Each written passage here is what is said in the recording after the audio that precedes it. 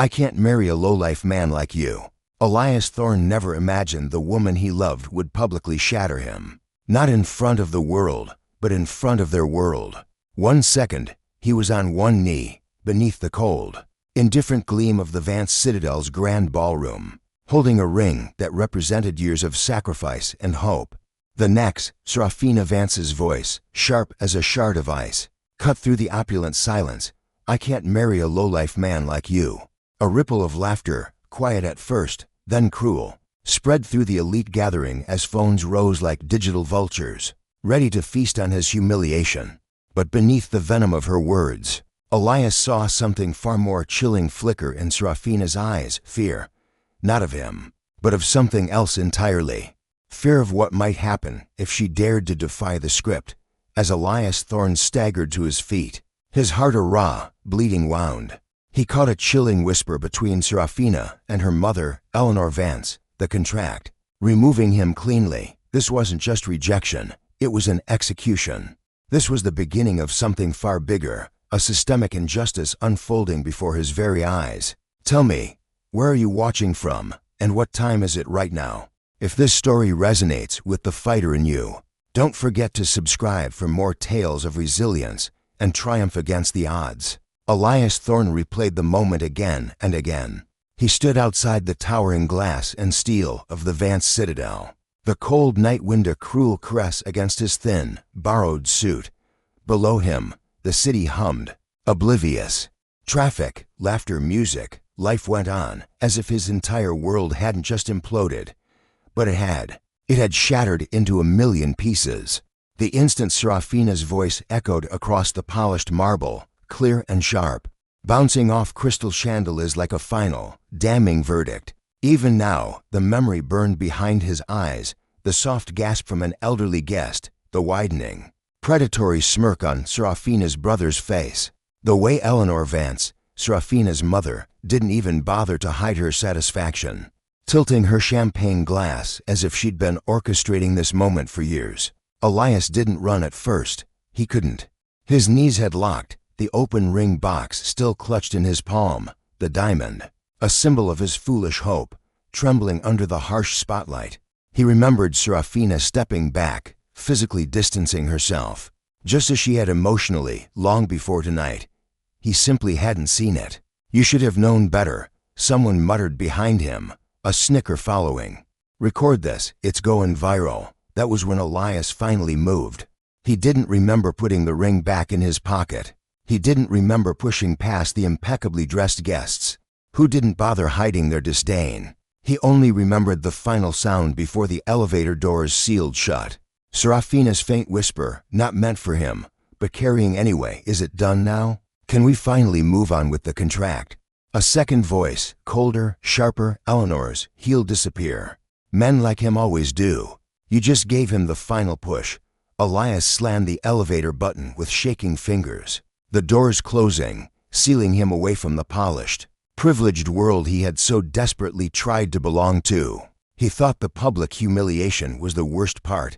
Now, he wasn't so sure. Hours earlier, before this nightmare, he'd stood in front of his tiny bathroom mirror, adjusting a borrowed tie. His hands had trembled from nerves, not fear. He believed tonight would change his life for the better.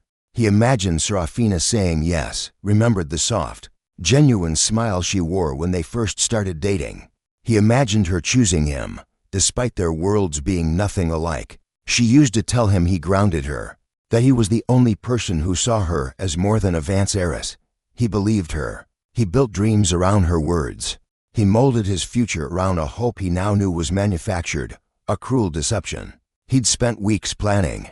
He'd sold his father's old motorcycle, his last tangible connection to the man, to afford that ring. He'd consulted her friends about her favorite flowers, her favorite colors, her dream proposal. Every detail was meant to show her how deeply he loved her. But none of it mattered. As he stood on the sidewalk now, watching taxis blur past through tear-filled eyes, a greater question gnawed at him. Why did she stay with him for 2 years if she despised him so much? The rain started lightly, soft droplets scattering across the pavement. A passing car sprayed water along the curb, soaking the hem of his pants. But Elias barely flinched. He felt numb, suspended between heartbreak and a dawning, terrifying disbelief. He pulled out his phone. Dozens of notifications lit the screen, messages from co-workers, college friends, even numbers he didn't recognize. Most were short bursts of shock or pity. Some were jokes, a few were outright cruel. But the ones that hurt most were the photos and videos. Already online, the moment Serafina rejected him, slowed down, edited, captioned with phrases like "know your place," and "when the goldfish dates the shark." His humiliation was now entertainment. Strangers were laughing at the ruins of his life. He shoved the phone into his pocket, his chest tightening. He wanted to go home. He wanted to sleep for a week, maybe a month. He wanted time to erase everything. But his feet didn't move toward the train station. They carried him in another direction. Toward the past. His father's memory rose unbidden. Not the warm parts, the laughter, the smell of gasoline on his clothes, the quiet pride he carried in his small auto shop. Elias remembered the pain, the scandal, the way people whispered that his father was a thief who cheated a business partner. They never had proof, but rumors were enough. The auto shop closed. His father's health declined. Elias watched the strongest man he knew break under a weight he didn't deserve. There was always more to that story. Elias felt it deep in his bones. And tonight, hearing Eleanor Vance's cold confidence, the strange, chilling comment about the contract, it sent a shiver down his spine. He thought Serafina loved him. He thought he was finally building a future, separate from the shadow of his father's disgrace. But what if he had been chosen for a reason? What if this wasn't just about him, but about a pattern, a system designed to keep men like him down? That had nothing to do with love. He stumbled toward the bus stop, rain lashing down, each drop a cold accusation.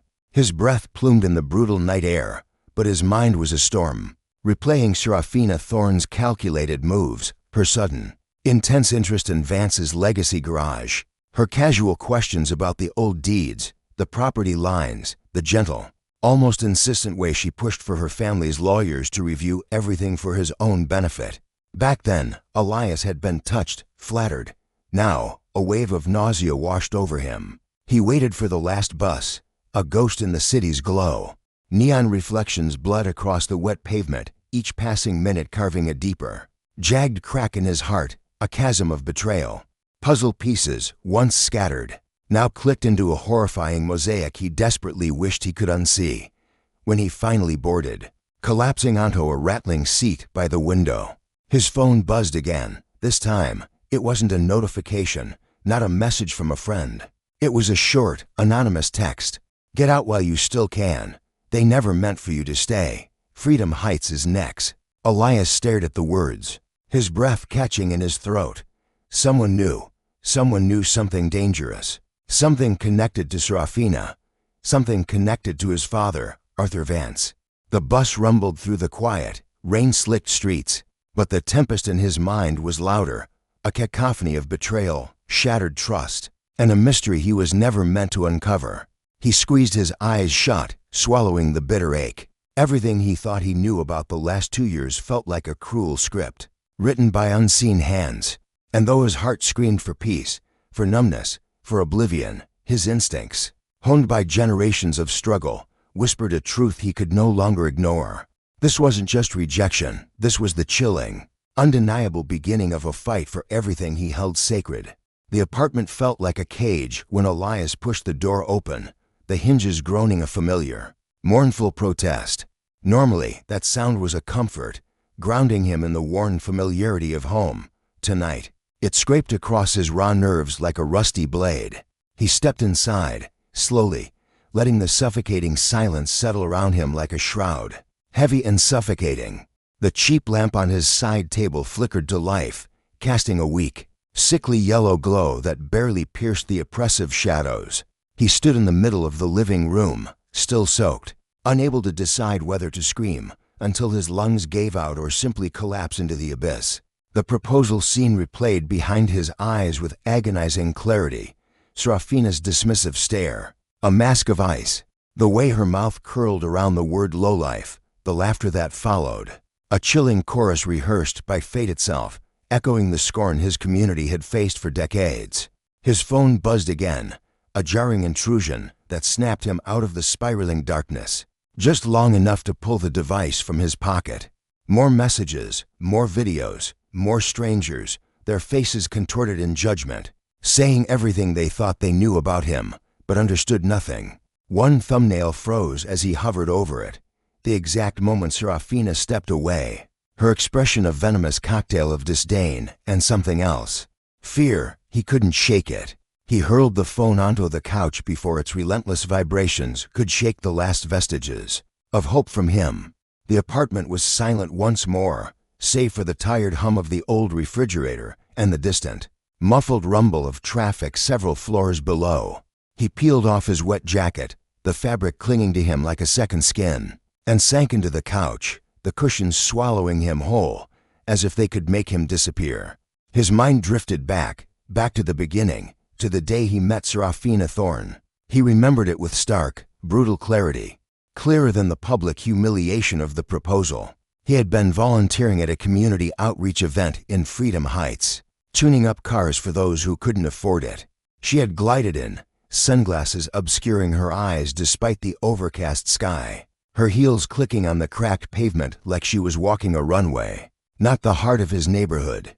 She'd handed him her keys, demanding an oil change, but her voice had been strangely soft, almost hesitant, as if she wasn't used to asking for anything. They talked, they laughed. He made her smile in a way he wouldn't see again for months, brief, fleeting moments that now felt like stolen sunbeams, not genuine warmth. Back then, she hadn't seemed cruel. She hadn't seemed trapped. She was simply lonely, at least. That's what he desperately wanted to believe. As the months bled into years, he fell deeper, missing the glaring red flags that now blazed like neon signs, the way she flinched whenever he mentioned his father, Arthur Vance, the way she rushed through conversations when her mother, the formidable matriarch of Thorne Industries, called, the way she insisted on knowing every detail about Vance's legacy garage, but brushed off his questions about her family's sprawling, shadowy empire. There had been a night, he could still feel the chill of it, when she'd asked him if he'd ever consider signing over parts of the property to her family. Just for safekeeping, she'd purred. She'd framed it as love, security, a future together. He hadn't signed. Something had felt profoundly wrong. But he never, in his darkest nightmares, imagined it was part of a meticulously crafted plan. Not until tonight. He pressed the heels of his palms into his eyes, trying to push the searing memories away, but they flooded him faster, a relentless torrent. His father's face appeared next, a blend of weariness and unyielding pride. He could almost hear his voice, a voice he hadn't heard in years, calm, steady, trying so hard to be strong. Even as everything fell apart, Arthur Vance had been destroyed by rumors, by a smear campaign tied to a partner he never named. Elias had never pressed for details, unwilling to witness the pain resurface in the last man he respected. Now, he wished he had. His father died with his integrity questioned, Vance's legacy garage nearly ruined, his livelihood stolen. Elias had always believed it was bad luck, an unfortunate misunderstanding. But after what he'd witnessed tonight, after Serafina's chilling whisper about a contract, those old facts twisted into something far more sinister, a generational injustice. He stood abruptly, needing to move, needing to breathe. The apartment felt suffocating, the air thick with memory and a terrifying new possibility. He stumbled into his bedroom, opened the closet, and reached for a cardboard box shoved onto the top shelf. Dust coated his fingers as he pulled it down. Carrying it to the kitchen table, he hadn't opened this box in years, not since his father's funeral, not since he buried the truth. Elias opened the ancestral chest, the fine layer of history clinging to his fingertips as he pulled out a worn wooden box, a vault of forgotten truths, untouched since the day his father was silenced. He carried it to the heavy oak table.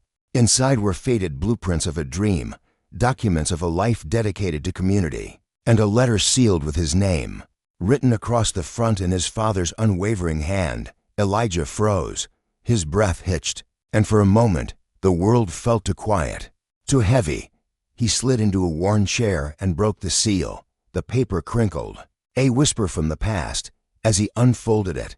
His father's words, etched in wavering ink, stared back. My son, if you are reading this, then I was not strong enough to fix what was stolen from our people. There are forces who coveted our community's land for reasons they will never admit. They systematically destroyed my name, my reputation, to seize it. I don't want them to destroy yours. Be vigilant, Elijah. Protect our legacy. Protect our truth. Elijah's hand trembled. Reverend Josiah Cole never spoke with such gravity. Not unless the threat had been existential. He continued reading. A woman came to me before everything went wrong. She claimed she wanted to help, but I saw the predatory ambition behind her manufactured kindness. Her name was Vivian Thorne, the letters blurred. Vivian Thorne. Vivian Thorne, Seraphina's mother. His chest tightened, a vice grip. He clutched the edge of the table until his knuckles whitened. His father had warned him years before he ever met Seraphina that Vivian Thorne was deeply involved in the calculated campaign that dismantled their family's legacy. He once thought coincidence was cruel. Now, he realized it was strategy. He set the letter down, staring at the curling edges. Was Seraphina part of her mother's scheme from the beginning, or had Vivian used her, a pawn in a larger game, pushing her into a relationship meant to secure Elijah's consent on documents he was never meant to question? His phone buzzed again from the couch. One buzz, two, three, reluctantly. He walked over and checked the screen. A comment notification popped up on a viral video. He should disappear. Guys like him never learn. His jaw clenched. He scrolled through more comments, some mocking, some cruel, some outright dangerous, but one stood out, a beacon in the noise. A message request from an unknown account. They tried to ruin your father. They'll try to ruin you too. Don't ignore this. Find the truth. His fingers hovered. He swallowed hard. This was no longer heartbreak. It was a warning, a trail, a beginning. He looked around his tiny apartment, every crack, every stain, every piece of furniture worn by years of struggle. This place held more honesty than any gilded room he had stepped into. With the Thorns, he didn't feel powerless anymore. He felt awakened. But beneath the rising determination, grief still sat heavy in his chest. He had loved Seraphina for who he thought she was. He had imagined a future with her, imagined building something real, despite their differences. Now, he couldn't tell which parts of their relationship had been genuine, and which had been manipulation, tied to a contract he wasn't supposed to question. He sat on the couch again, the apartment dark except for the dim kitchen light behind him. He stared at the letter on the table, the ink glowing faintly. His father had seen the danger coming. Elijah had walked right into it. The betrayal cut deeper than Seraphina's rejection. It reached into the past, into his bloodline, into everything he thought he understood about the world. And somewhere in the shadows of that realization, something hardened inside him. He wasn't disappearing. Not this time, not the way they expected. Tonight, they had humiliated him. Tomorrow, he would begin to unearth the truth and reclaim what was stolen. The next morning crept in slowly, pale light leaking through Elijah's thin curtains like it was afraid to enter. He barely slept. Every time he closed his eyes, he saw Seraphina's face, perfect makeup, flawless hair, and a stare, cold enough to shatter whatever remained of the man who once believed she loved him. But now that the initial shock had dulled into a raw, throbbing ache, something else demanded his attention, the letter from his father. He sat at the kitchen table. The letter unfolded in front of him. His father's handwriting seemed more haunting in daylight. Each sentence a ghost whispering truths Elijah wished weren't real. A woman named Vivian Thorne. His father had written that line with such certainty, as if he knew it would matter one day. And it did, more than Elijah ever wanted it to. The old Coles Legacy Center suddenly felt like a crime scene instead of a relic of his childhood. Elijah hadn't visited it in years, not since the day it was unjustly shut down. He didn't want the memories, the pitying glances from old community members, the empty halls that once held the heart of his father's vision. But now, the center wasn't just a memory. It was a battleground for truth, and he needed answers. He grabbed his jacket, shoved the letter into his pocket, and left the apartment. The morning air was crisp, but felt harsh against his exhausted skin. The city was waking up, cars honking, coffee shops opening, people rushing past him, with lives that had nothing to do with heartbreak or systemic betrayal. For a moment, he envied their normality. The Coles Legacy Center sat on a quiet street, corners overgrown with weeds. The old sign, Reverend Josiah Coles Legacy Center, hung crooked after years of neglect. Elijah paused at the entrance, fingers brushing the rough surface of the metal door. He remembered helping his father paint that sign one summer, remembered the pride in his father's eyes when they stepped back to admire their work. Now, the paint was chipped, the colors faded, and the pride replaced by the ghost of a legacy stolen. He pushed the door open. The hinges groaned like they remembered him, thus billowed in the stale air, and sunlight filtered through cracked windows, catching on abandoned tools and old oil stains. Elijah stepped inside slowly, every footstep echoing in the cavernous silence. It felt wrong, seeing the space this empty, like someone had carved out the soul of the center and left only the shell. He walked toward his father's old desk in the corner, where paperwork lay scattered beneath. A thick layer of history coated the forgotten archives as Elijah Vance sifted through faded deeds, community petitions, and handwritten accounts. Nothing immediately screamed injustice until his gaze snagged on a small, worn photograph taped to the side of a dusty workbench. It was him, a young Elijah, beaming, a tiny fist clutching a wrench far too large, standing proudly beside his father, a man whose smile held the weight of a community's hope. He swallowed hard, a lump forming in his throat, as he continued his search. "Haven't seen you here in years, son." A voice, raspy with age, startled him. Elijah spun around, his heart leaping. An elder stood in the doorway, leaning heavily on a carved walking stick. Elder Hayes, the name surfaced instantly, the venerable community leader, whose wisdom had anchored Heritage Heights for generations. His face, a roadmap of life's trials, was etched with time, but his eyes, sharp as obsidian, held a knowing glint. "Didn't expect anyone to be here," Elder Hayes continued, stepping inside, his gaze sweeping the room. "Thought Thorn Holdings was tearing this place down soon." "Yeah," Elijah replied, his voice barely a whisper. "I heard." Elder Hayes studied him for a long moment, then tapped his stick against the worn floorboards. "Your father didn't deserve what happened." The words struck Elijah with the force of a physical blow, echoing the unspoken pain he'd carried for years.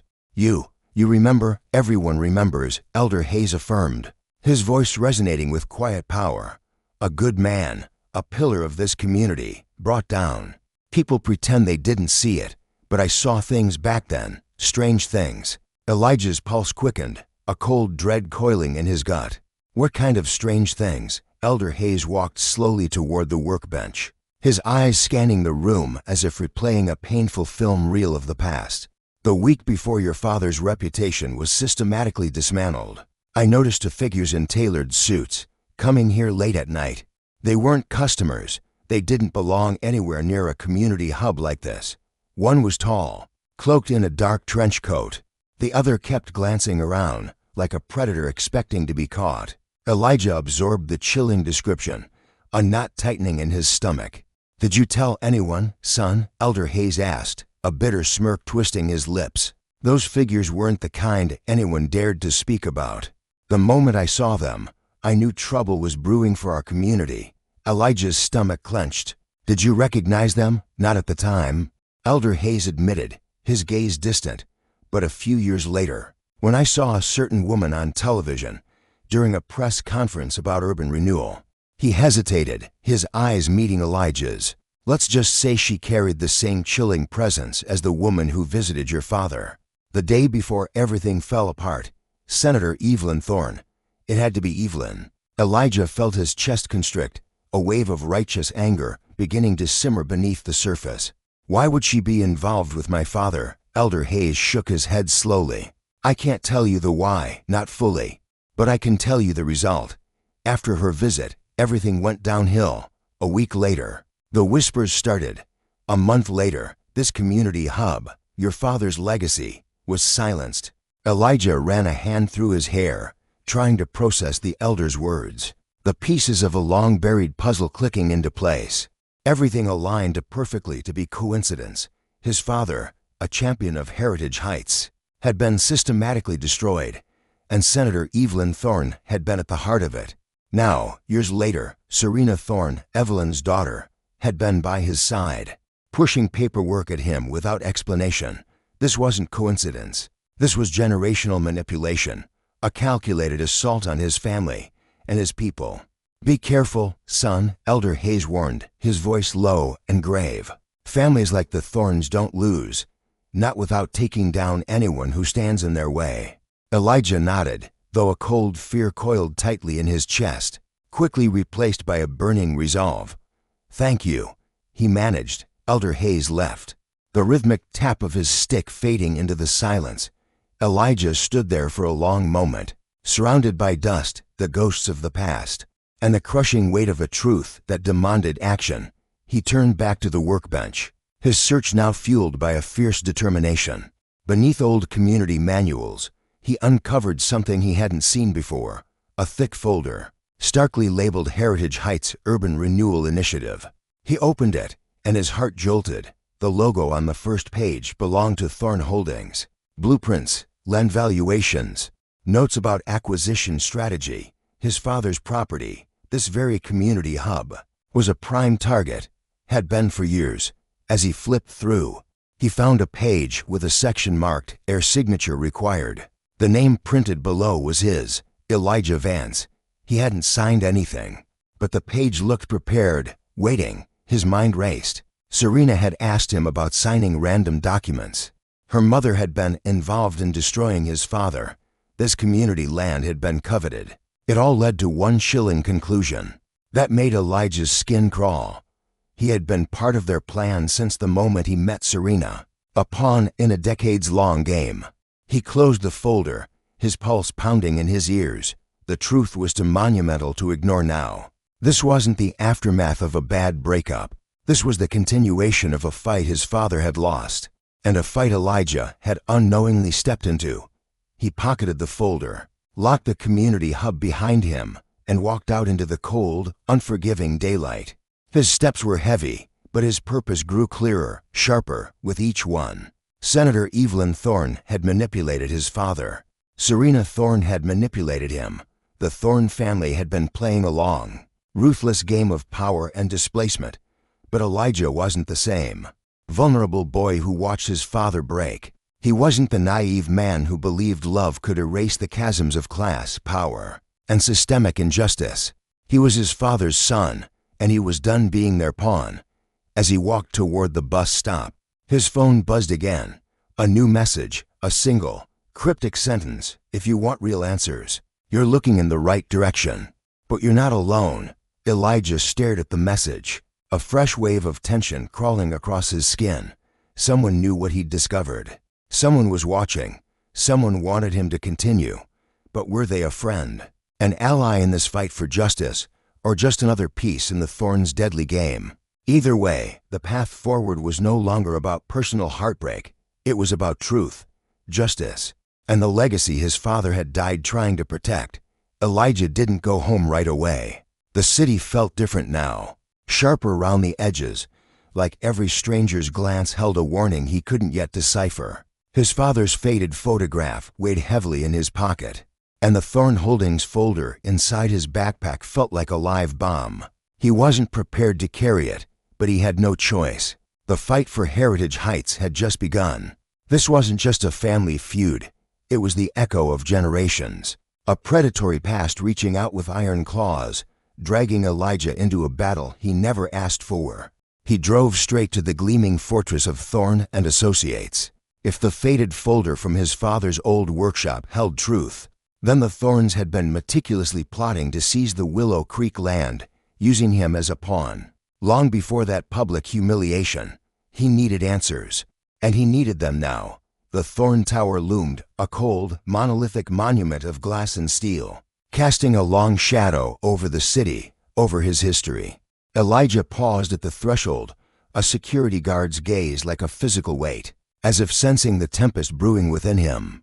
But Elijah squared his shoulders, a silent vow hardening his resolve. and stepped inside. His heart hammered, a drumbeat of defiance against the fear that gnawed. He had no appointment, no legal counsel, no grand strategy, only an unshakable conviction. He wouldn't leave without the truth. The receptionist, a porcelain doll behind a polished desk, looked up. Her smile, a brittle mask of practiced indifference, was clearly designed for those who didn't belong. "Can I help you?" "I need to speak with someone about the Willow Creek land." Elijah's voice, though strained, held firm. Her eyes, cold as ice, flickered with a chilling recognition. Surprise, then a glacial shift. "Please wait here." Her hushed calls, though muffled, vibrated with urgency, a secret language he wasn't meant to decipher. But he felt the tension radiating from her, a silent alarm. Finally, a tall man, impeccably tailored, glided towards him. His smile was a predator's, too smooth, to practice to be anything but a lie. "Mr. Vance," the lawyer purred, extending a hand that felt more like a trap. "I'm Silas Thorne. Please, follow me." Elijah followed him into a conference room, a mausoleum of corporate power, stark white walls, cold chrome, a deliberate sterility designed to intimidate. A spotless glass table reflected their grim faces. Silas shut the door with a soft, ominous click. "I understand you have questions," he began, his voice a silken thread. "I found documents." Elijah cut him off. Elijah declared, slamming the folder onto the pristine table. "Documents about my father's land. Documents that bear my name." Silas didn't flinch. Instead, he sighed, a condescending exhalation, as if Elijah were a petulant child, misunderstanding a simple truth. "Mr. Vance, you must understand that your father's property is part of an ongoing redevelopment project. Our firm merely handles the legal logistics." Elijah's jaw clenched, a muscle twitching in his temple. "My father was destroyed because of this project." Elijah's voice cracked with raw pain. Silas's expression remained impassive. "Your father faced financial issues of his own making." "Mr. Vance." That cold, clinical dismissal ignited a fire in Elijah's gut. "You don't get to rewrite history. I know Genevieve Thorne visited him before everything fell apart, and I know your firm prepared paperwork with my name on it, used before I ever met her daughter." A flicker, swift as a snake's tongue, passed through Silas's eyes. Then the predator's smile returned, practiced and utterly hollow. "Mr. Vance, I believe emotions are clouding your recollections. If you'd like, we can arrange for a legal professional to walk you through any misunderstandings." Elijah leaned forward, his gaze unyielding. "I want copies of every document your office has ever drafted involving the Willow Creek land." Now, Silas's expression hardened, the mask finally cracking. "That won't be possible. Those documents are confidential." The words struck Elijah like a physical blow, a concrete wall slamming shut. He felt his muscles coil, tightening with suppressed fury. His fists clenched, knuckles white. "They involve me and my father, still confidential." Silas replied, his voice chillingly calm. "And Mr. Vance, your presence here today is rather concerning. You've been trending online since last night. Some of our staff were worried you might come here, upset. We want to ensure your behavior doesn't escalate." Elijah's blood ran cold. "Are you calling me unstable?" "Not at all," Silas purred, a viper's gentleness. "But you must understand, you're emotionally compromised. Should you choose to pursue this matter aggressively, we'd have no choice but to protect our interests, even if that means presenting evidence that paints you in a less than favorable light.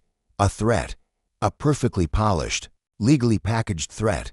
Elijah rose slowly, his eyes burning. "I'm not afraid of you. Not yet," Silas murmured, a chilling prophecy. "But you will be, if you keep digging." Elijah didn't wait for another word.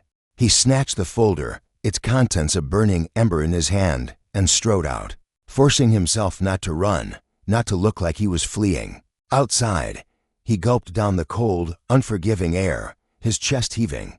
He'd expected resistance, but not the chilling confidence, the absolute certainty with which Silas Thorne dismissed his father's suffering. This wasn't just legal maneuvering. It was a declaration of ownership. These people believed they owned the narrative, they owned the truth, and they believed they owned him. His phone buzzed again, a venomous notification from the digital world. Against his better judgment, he opened it. A new video had surfaced, expertly edited footage from the proposal. Twisted, contorted to paint him as aggressive, unhinged. The comments were a torrent of digital venom. Dude needs therapy, not a wife. No wonder she said no. He looks dangerous. His hands trembled, not from fear, but from a cold, dawning rage. This wasn't random internet cruelty. This was deliberate, coordinated, a calculated attack. He switched off his phone, plunging into silence, and kept walking, unsure of where to turn, until his feet, guided by an unseen force, led him somewhere quieter, somewhere rooted in history, the community archives and voice of Willow Creek, where his father's scandal had first been weaponized. Inside, the air was thick with the scent of aged paper and forgotten ink. Elijah asked to speak with anyone who remembered the truth. After a quiet search, they led him to a cluttered back room where an elder, Aunt Clara May, sat, hunched over a desk piled high with forgotten stories. She looked up. Her eyes, though tired, held a spark of knowing. "You're Elijah Vance, aren't you?" "Yes," he whispered, the weight of his quest heavy in his voice. "I'm trying to understand what really happened to my father." Aunt Clara May gestured to a worn chair. "Your father's story, it never sat right with me. But back then, the thorns had their hooks deep in everything. They had connections. Stories disappeared. Witnesses went silent." Her voice dropped. "Was there any real proof of what they accused him of?" Elijah pressed, his hope a fragile flame. "Not concrete proof," Aunt Clara May admitted, her gaze distant. "Just allegations, whispers, financial inconsistencies that appeared out of nowhere, double quotes, documents that contradicted themselves. It all felt manufactured." The room tilted, a cold, hard confirmation of his deepest fears. Anya continued, her voice a low, steady current. "I reached out to the Sterlings once for comment. Eleanor Sterling herself sent a cease and desist. Within hours, the digital silence was deafening. No one dared question their narrative." Elias felt a bitter, hollow laugh rise in his throat. "They're trying to do the same to me." "Oh, I know," Anya said, turning her monitor, the screen a cruel mirror. "You've been trending all morning." Elias's stomach plummeted. Exaggerated posts, fabricated comments, a narrative twisting him from a grieving son into an unpredictable threat. It was happening again, the same insidious playbook they used on his father. He left Anya's office, her words echoing like a somber bell. "People like the Sterlings don't just erase one family and stop. They repeat patterns. They devour." As he stepped onto the rain-slicked street, his phone buzzed. A new email, no name, no subject, just 4 words. "You're not imagining it." Attached, a location and a time. A hidden cafe downtown. Tonight. Elias stared at the screen, the wind whipping around him. He knew walking into this meeting could change everything, but so could ignoring it. He closed his eyes briefly, his father's voice a phantom whisper. "Guard our legacy, son." He opened them, decision forged in steel. He was going. The cafe, the foundry, was tucked between a boarded-up bookstore and a laundromat whose neon sign flickered like a dying heartbeat. The kind of place no one would think twice about. A perfect shadow in plain sight. Elias arrived 10 minutes early, the evening chill gnawing at his resolve. He scanned the street, every shadow a potential watcher. Paranoia, a constant companion now. He stepped inside. The warm aroma of dark roast coffee wrapped around him, a stark contrast to the icy dread in his gut. A few patrons were scattered, to students hunched over glowing laptops, an elderly couple sharing a quiet moment, a man reading a worn paperback, with an intensity that suggested he wasn't reading at all. Elias's eyes locked onto him. Mid-40s, trim beard, eyes that held the weight of untold battles. He looked up the moment Elias sat down. "You're Elias Vance," the man said quietly, sliding a cup of black coffee across the table.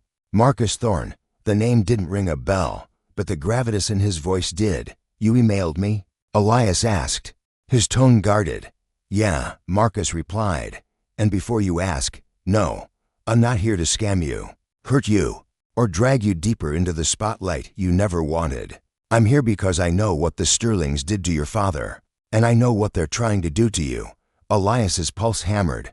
Who are you? Former project analyst for Sterling Conglomerate. Marcus said. Fired 6 years ago. Why? Elias asked. Marcus let out a humorless, brittle laugh. Let's just say I didn't clap when they expected me to. I asked questions. He reached into his worn messenger bag, pulling out a stack of papers, neatly clipped. Elias stared at them, a gasp caught in his throat. I wasn't supposed to keep these, Marcus said, but when you've been in that world long enough, you learn to protect yourself. The top sheet was a blueprint. Elias recognized parts of it instantly. The area where his father's shop once stood, a monument to a fading dream. What is this? Elias whispered.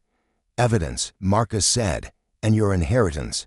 Elias frowned. Inheritance.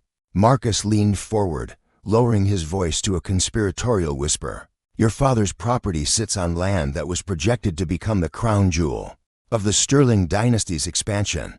Their entire future portfolio depends on acquiring that block. Without it, they lose billions. Investors pull out. Empires crumble. Elias swallowed hard. But they already own most of the area. Most, Marcus corrected, tapping the blueprint.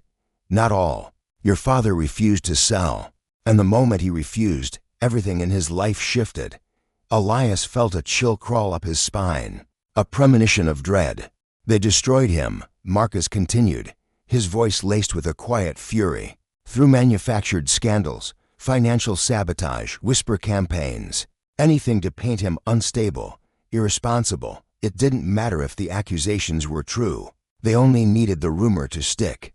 That's exactly what they're doing to me, Elias murmured, his throat tightening. Of course they are, Marcus said. Because you're the last obstacle. When your father died, you inherited the rights to that land. Rights that Sterling Conglomerate needs desperately. Elias exhaled slowly. And Serafina? Marcus looked pained for a moment. Serafina's a complicated case. I don't think she wanted to be part of this, but Eleanor. She handles her children the same way she handles mergers, with intimidation disguised as ambition. Elias's jaw clenched. Part of him wanted to defend Serafina. Another part wanted to erase her from his memory entirely. You're telling me, he said, his voice raw, that the woman I loved was pushed into dating me, just so her family could get access to my father's land? Marcus didn't answer immediately. That silence spoke more than words ever could. Look, Marcus finally said, I don't know how much Serafina knew, but I do know Eleanor, and nothing she does is accidental. She doesn't tolerate loose ends. She doesn't tolerate resistance. And she sure as hell doesn't tolerate a low-income heir who won't sign what she wants him to sign. Elias stared at the table, the cracks in the wood blurring as emotions swelled inside him. Rage, disgust, heartbreak, betrayal. Marcus continued, his voice softer now. I was fired after. I questioned why we were targeting community anchors already marked for redevelopment. Malik's voice was a low rumble. The Beacon, your family's cultural center, was one of them. The historical impact reports were dismissed. Community board pleas ignored. But Serafina Thorne wanted it anyway. And when Serafina Thorne wants something, there are only two outcomes: absolute compliance or utter destruction. Elijah ran his hands through his hair, a tremor in his voice. Why tell me this now? Malik hesitated. Because I saw the revitalization video. The way they paraded your family's legacy as blight. The way they humiliated you. And when your name started trending, I knew exactly what was happening. You knew, Elijah whispered, the words heavy with dawning realization. Because they did it before. To me, Malik replied, his gaze steady. To your grandfather. And to 3 other pillars of our community before that. Elijah slumped back, stunned. Why hasn't anyone stopped them? Malik shook his head, a deep sorrow in his eyes. People tried. A few sued. All lost. The Thorns buried them under mountains of legal fees and vicious public smear campaigns. One elder lost their home. Another lost their life's work. Another lost their very spirit. The small cafe, the gathering place, felt suddenly suffocating. The air grew heavy with unspoken histories. Malik leaned in, his voice dropping. But you, Elijah, you're the first one they targeted through a relationship. That's new. That tells me they're desperate, if you're going to fight them. You need to understand just how far they will go to erase us." Elijah wasn't sure he wanted to hear the rest, but he knew he had to. Malak pulled out a second stack of documents, encrypted emails, time-stamped memos, internal directives stamped confidential. "You're being watched, Elijah," Malak said. "Not directly, but your online activity, your public movements. They want to know if you plan to fight back." Elijah felt a cold knot twist in his gut. "And if I do, they'll ruin you," Malak answered bluntly. "The same way they tried to ruin your grandfather, only faster. Social media makes their job easier now." Elijah closed his eyes briefly, picturing the hateful comments from earlier, the ones calling him radical, unstable, a relic of the past. They weren't random trolls, they were planted seeds of doubt, designed to divide. He opened his eyes again. "What do you want from me?" Malak shook his head. "This isn't about what I want, it's about what you deserve. You deserve the truth, and you deserve a chance to defend what's yours, what's ours." He slid a final, aged document across the table. Elijah hesitated before picking it up. It was a legacy protection clause, a hidden addendum to the original urban renewal contract. The language was dense, but one line screamed out: "Ownership reverts to the original community trust representatives. If acquisition occurred under coercion, fraudulent inducement, or failure to uphold community benefit." Elijah's heartbeat accelerated. This means they could lose everything," Malak nodded. "If this clause becomes public, if you can prove their systemic coercion, their empire collapses. But Serafina knows that. She buried this page decades ago. If she finds out you have it, she'll come after you." Elijah finished. "Worse," Malak said quietly. "She'll come after your reputation first, then your livelihood, then whatever you love most, whatever gives you strength." Elijah absorbed that in silence, fingers tightening around the document, a fire igniting within him. The cafe door chimed as someone walked in. Malak immediately stiffened, his eyes flicking toward the entrance. A sleek, black-armored SUV idled outside the window, tinted windows like obsidian, no plates visible. "Elijah," Malak whispered, his voice urgent. "Listen carefully, leave separately from me. Don't go straight home, don't go anywhere predictable. And keep that clause hidden, like a sacred trust." Elijah nodded, adrenaline spiking. Malak stood. "This isn't just about your grandfather anymore. It's about stopping a cycle of erasure, about reclaiming our narrative." Elijah rose slowly, his posture straightening. "What happens now?" Malak looked at him with a mix of hope and solemn warning. "Now, you decide whether you're willing to fight a dynasty that has already decided your fate, and the fate of our people." Elijah didn't know if he was ready, but he knew he couldn't walk away, not now. Not after everything they'd taken, everything they threatened to erase. He left the gathering place through the back exit, heart pounding, and slipped into the alley. The SUV remained parked out front, engine humming like a predator waiting to lunge. He didn't know who was inside, but he knew one thing: the Thorns were already watching. And the war his grandfather couldn't finish, the fight for their community's soul, had just begun.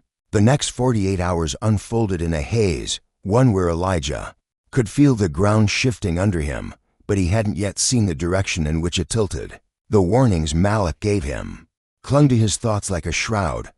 Every shadow on the street felt like a spy, every glance from a stranger. Like a test, he walked faster, kept his head down, avoided patterns, avoided home until exhaustion drove him back. But even then, he didn't sleep, because Celeste Thorne was everywhere. Her name, her face, her perfect, curated image, it plastered every social feed, every trending sidebar, every gossip account. Hungry for a new narrative to tear apart, Elijah had already been publicly shamed at the revitalization proposal. That alone would have trended for a week. But the new headline sent the internet into a frenzy. Thorne heiress Celeste engaged to tech titan Sterling Vance, a man whose wealth dwarfed entire nations, a man carved from generations of privilege, a man who symbolized exactly what Serafina Thorne wanted in her family's orbit, and above all, a man Elijah had never met, but suddenly felt like the final nail in a coffin. Buried long ago, the worst part wasn't the news, it wasn't the photographs, though they were painful enough.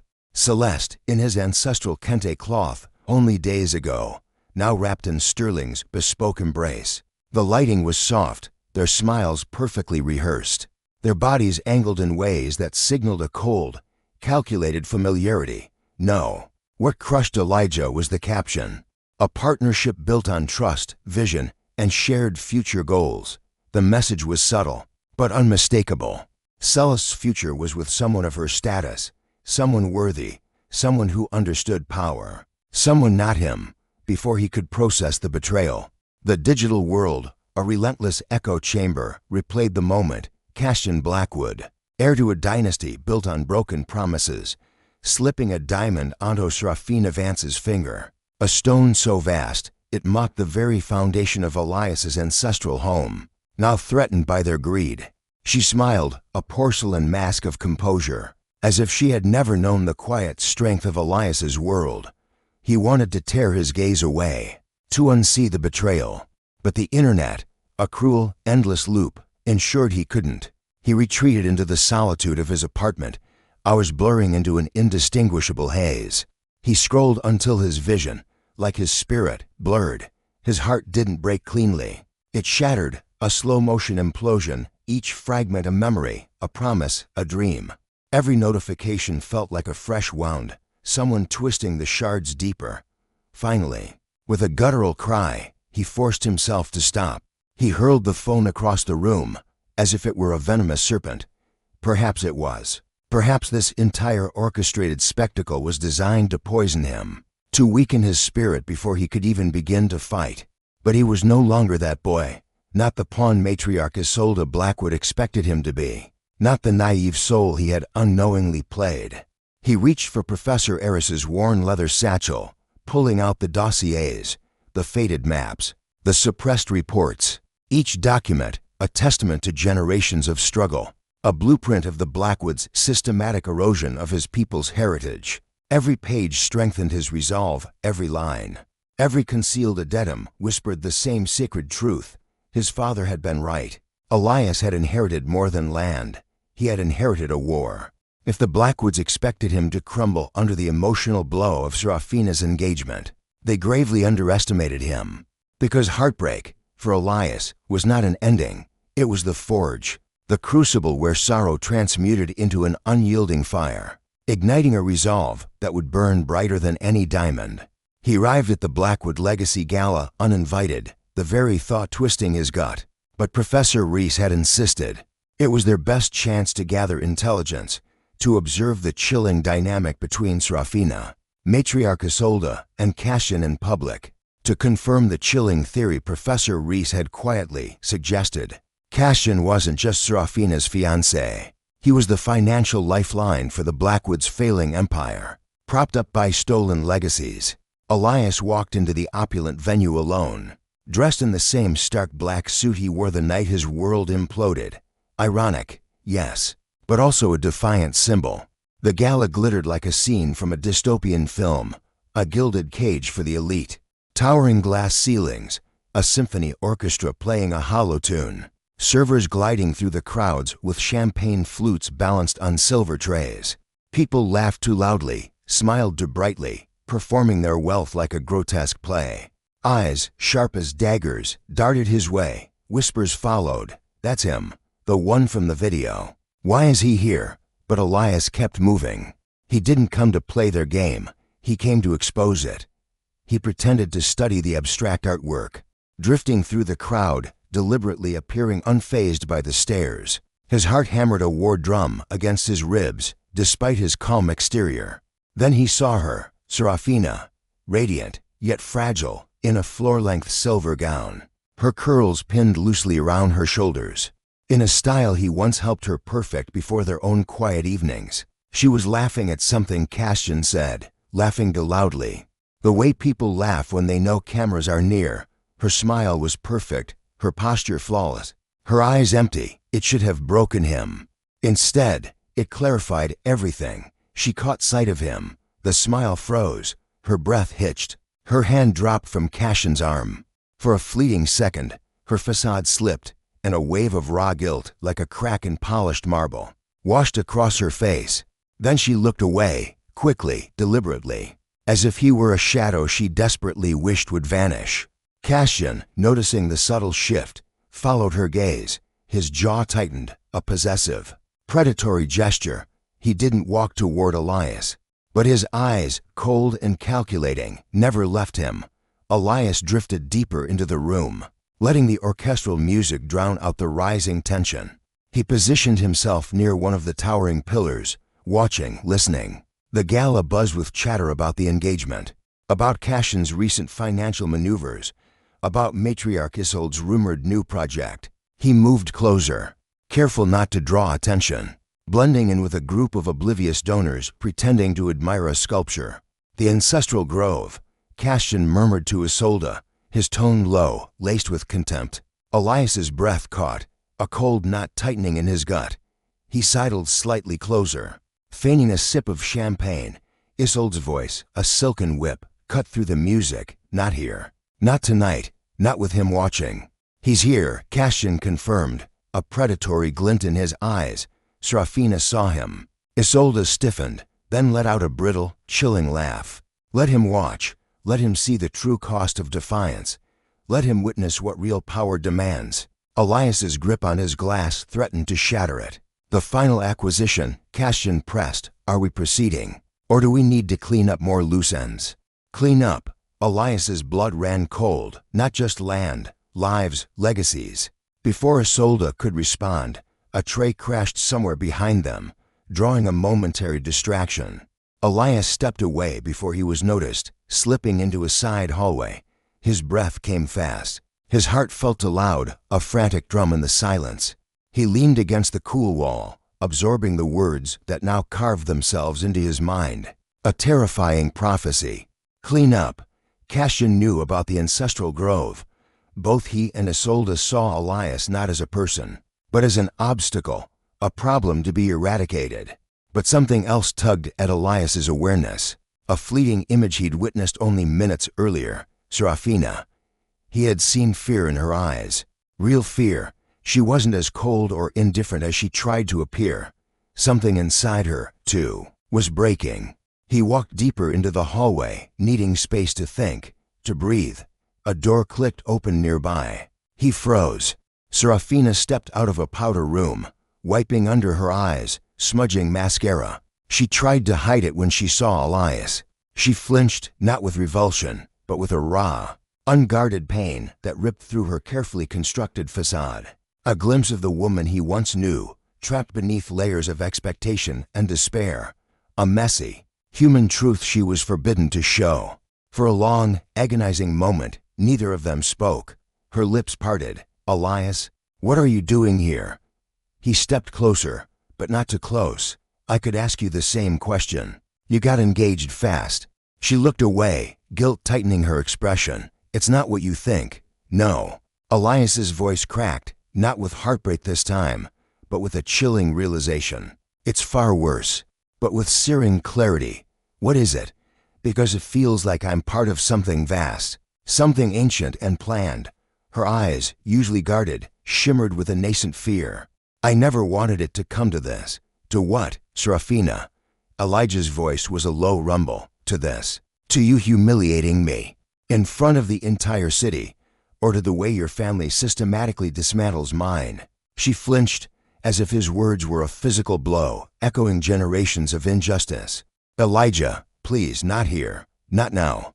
Why not? He demanded, his gaze unwavering.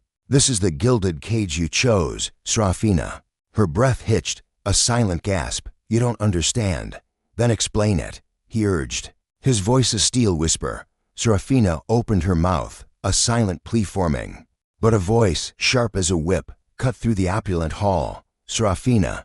Both of them stiffened. Cassandra Thorne swept into view, her expression a mask of polished ice. Her gaze, a predatory glint, sliced through Elijah before pinning her daughter. Back to the Founders' Gala, Serafina. Now, Cassandra's voice was a cold command. Both of you. Serafina hesitated, a flicker, barely perceptible, but Elijah saw it. A spark of rebellion. Cassandra saw it too. Cassandra's eyes narrowed to slits. Now, Serafina lowered her gaze, a silent surrender. and nodded, stepping away from Elijah. She walked past Elijah, the air between them thick with unspoken truths, with the practiced obedience of one raised under an iron fist. As Serafina finally disappeared down the gilded corridor, Cassandra turned back to Elijah. Her smile was slow, deliberate, controlled, deadly. "You should be careful where you lurk, Elijah. Not every hall in this city is meant for people like you." He met her gaze, unflinching. "You underestimated my father. You underestimate me, Cassandra." Her smile sharpened, a predator's grin. "No, Elijah, I never underestimate threats. I eliminate them." Her words struck him like a winter gale. The conversation was over. He left the Founders' Gala, carrying more than he'd arrived with. Confirmation of Serafina's fractured loyalty, undeniable proof of Cassandra's insidious schemes, and the chilling knowledge that Marcus Langford was woven deeper into the fabric of the urban renewal project than Elijah had ever imagined. This wasn't just a story of heartbreak anymore. It was a saga of stolen inheritance, of systemic injustice, and the brutal cost of truth. Elijah didn't sleep that night, not after the gala, not after the chilling confrontation with Cassandra, not after watching Serafina crumble, then reassemble herself into the perfect, unfeeling, thorn heiress right before his eyes. He'd gone home, locked the door, and paced his small living room until the first gray light of dawn. Every overheard word replayed in his mind, the whispered cleanup, Marcus's chillingly calm questions about acquisition, about relocation, Cassandra's venomous promise, "I eliminate them." The specters of injustice were no longer shadows in his past. They were standing right in front of him, teeth bared, but beneath all the rage and resolve, one moment haunted him most. The way Serafina looked at him before she walked away, not with hatred, but with a profound, aching regret, as if she were silently begging him to save her from the gilded prison she'd been born into, a cage she now seemed to willingly inhabit. He didn't know what to do with that. He didn't know if he even could care anymore. By noon the following day, he forced himself out of the apartment, the weight of his father's legacy pressing on him. Malik had asked him to stay alert, to gather information, to watch how the Thorn Empire moved. Elijah wasn't about to waste the advantage he'd stumbled upon. Their fear of him, subtle but visible, he had leverage now. He just didn't know how much. He headed to Malik's community hub, a vibrant, cluttered space near the old riverfront. When Elijah entered, Malik was already at his desk, surrounded by maps and historical documents, sorting through files like a general preparing for a long-fought war. "You look like hell," Malik muttered without looking up. "I met your friends last night," Elijah replied dryly. Malik glanced up sharply. "The Founders' Gala," Elijah nodded. "Cassandra, Marcus, and Serafina." Malik rubbed his temples, a weary sigh escaping him. "You shouldn't have gone alone, Elijah." "I wasn't alone," Elijah said, pulling out a small memory card from his phone and placing it on the worn wooden table. "My phone picked up part of their conversation. Not much, but enough." Malik's brows shot up. "You recorded something. It wasn't intentional," Elijah clarified. "The mic must have captured fragments while I was nearby." Malik plugged the card into his rugged laptop, eyes narrowing as he adjusted the audio levels. The recording was faint, voices muffled beneath the grand orchestral music and the clinking of champagne glasses. But a few phrases stood out, chillingly clear. "Thorn property acquisition. Must proceed. Loose ends." Malik froze, his face grim. "This is huge, Elijah." "It's not enough for court," Elijah stated, knowing the legal hurdles. "No," Malik agreed, his voice low, "but it's enough to scare them, to shake their foundations." Elijah leaned against the desk, the wood cool against his back. "Cassandra cornered me afterward. Told me threats don't intimidate her." Malik let out a bitter, weary laugh. "Of course not. She's been doing this for 20 years, Elijah. Without consequence." 20 years, Elijah repeated, the number a heavy stone in his gut. "How many families, Malik? How many communities?" Malik hesitated, then answered quietly, "Too many to count, Elijah. Too many. Your father was the first to truly fight back. After they crushed him, others didn't dare." Anger flared hot and righteous in Elijah's chest. And Serafina, was she part of this too? Malik sighed, a deep, sorrowful sound. I told you. Elijah, Serafina is a pawn, raised to obey, groomed to be an extension of her mother's ruthless ambition. Elijah bristled. That doesn't excuse anything she did, Malik. No, Malik agreed, his gaze steady. But it explains why she looks like she's dying inside. Elijah, a soul trapped. Elijah didn't reply. He didn't want to feel sympathy. Sympathy complicated things. Sympathy made him vulnerable, and vulnerability was the one thing he couldn't afford right now. Malik shuffled through old, brittle documents, his brow furrowed, muttering under his breath, if Cassandra knows you have access to internal information, she'll move fast. She'll try to discredit you, maybe even push for legal action. She already started, Elijah said, his voice grim. The edited videos, the online comments, the insidious narrative that I'm unstable, a danger. Malik grimaced. That's her playbook, Elijah. Once a lie is loud enough, the truth becomes a whisper. Elijah exhaled, a shaky breath that solidified into resolve. Then we make our whisper a roar. Daniel's gaze sharpened, piercing Ethan's resolve. You're truly ready to fight, aren't you? Ethan's voice was a low growl. I have no other choice. They stripped my father of everything, shamed my family, and now they threaten to erase my future. I am done letting them win. Daniel studied him, a silent assessment, then a slow, deliberate nod. There's something you need to see. He placed a thin, unmarked envelope into Ethan's trembling hand. The Hart Real Estate logo, a gilded serpent, was instantly recognizable, but the documents inside made Ethan's stomach clench. Internal financial projections. Raw and desperate. This can't be right, Ethan whispered, his eyes scanning the damning figures. It makes no sense. Oh, it does, Daniel countered, a grim satisfaction in his tone. The Harts are drowning. They've overextended, leveraged everything on at least for failing projects. Investors are in a full-blown panic. Miranda's empire, built on sand and stolen dreams, is teetering on the brink. Ethan's hands tightened, crumpling the paper and the land. My father's land? The Cole property, Daniel confirmed, is their last lifeboat. They need to secure a massive development contract there. That would stabilize their entire house of cards. Ethan's voice dropped, a painful whisper. And Vanessa? She's part of the deal, Daniel revealed, his voice heavy. Marcus only agreed to invest if the marriage solidified their partnership.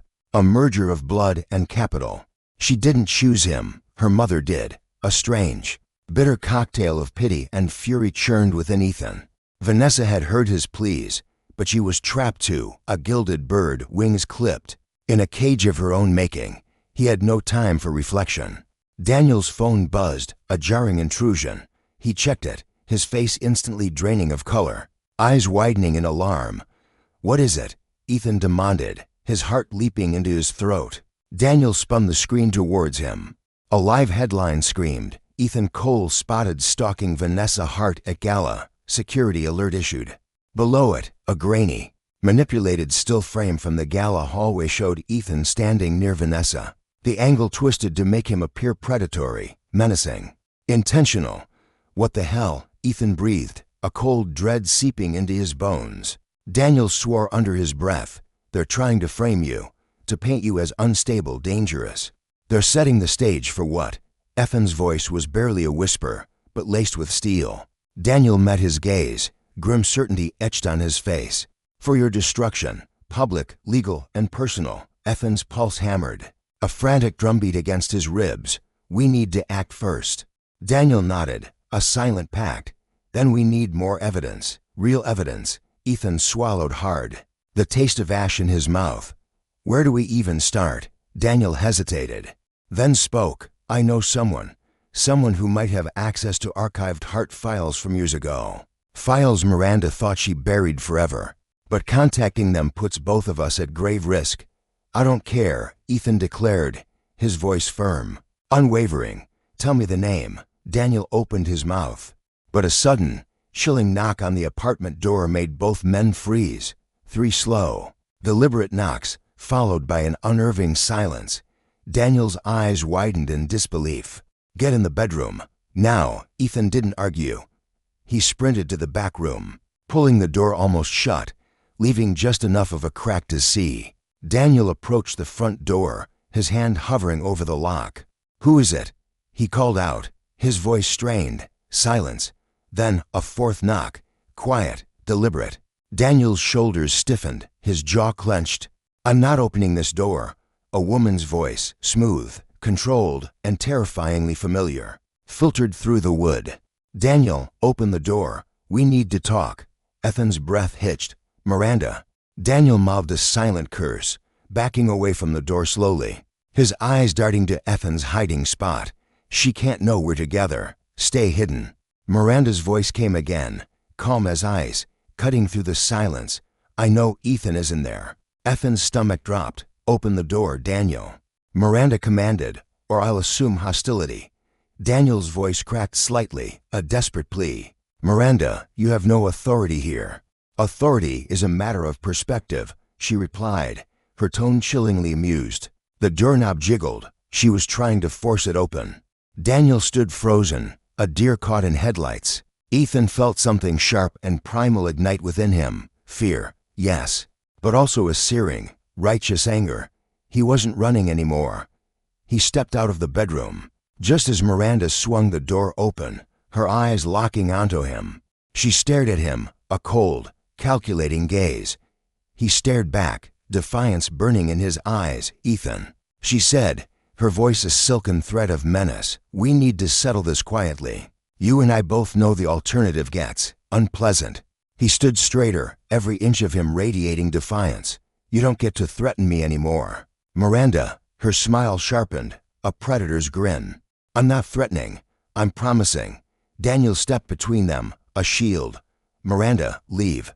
She glanced at him, amusement flickering in her eyes, a cruel spark. "You were always so predictable, Daniel, loyal to a lost cause." "Get out," Daniel said, his voice firm, unwavering.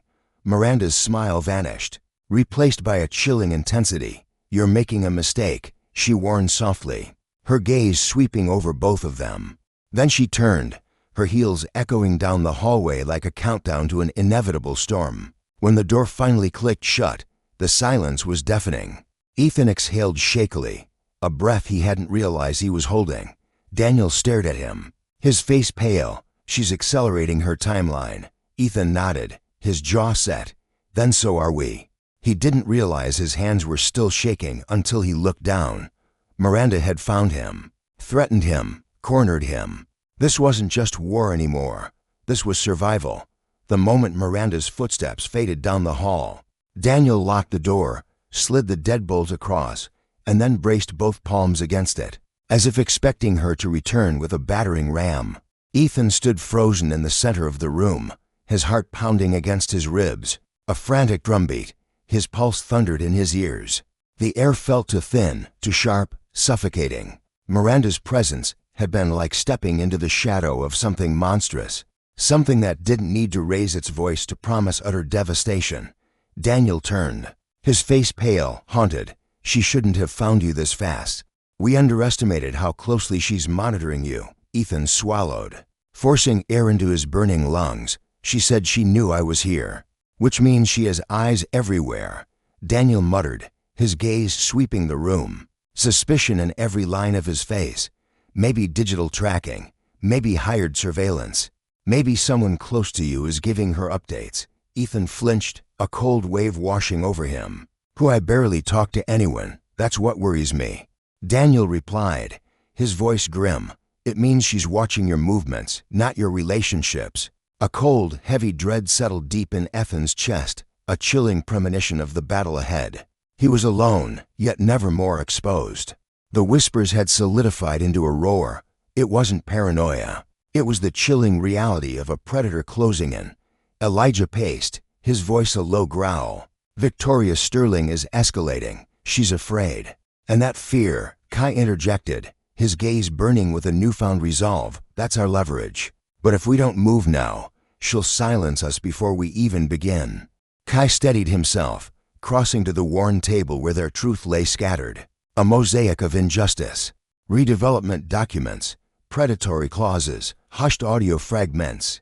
Financial projections that painted a grim picture of Sterling Holdings' drowning communities. Beneath their insatiable greed, every page was a weapon forged from the suffering of the unheard.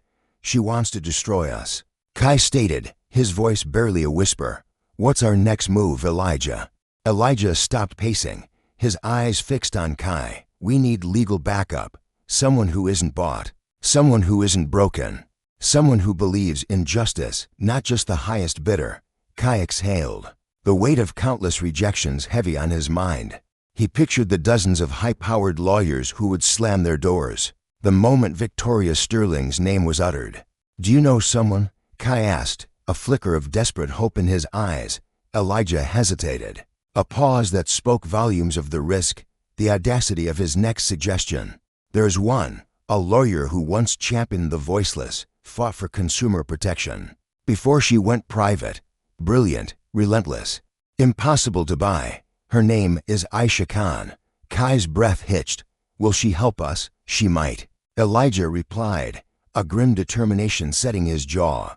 If she sees what we have, but we must tread carefully. If Victoria senses we're building a legal case, she'll strike first.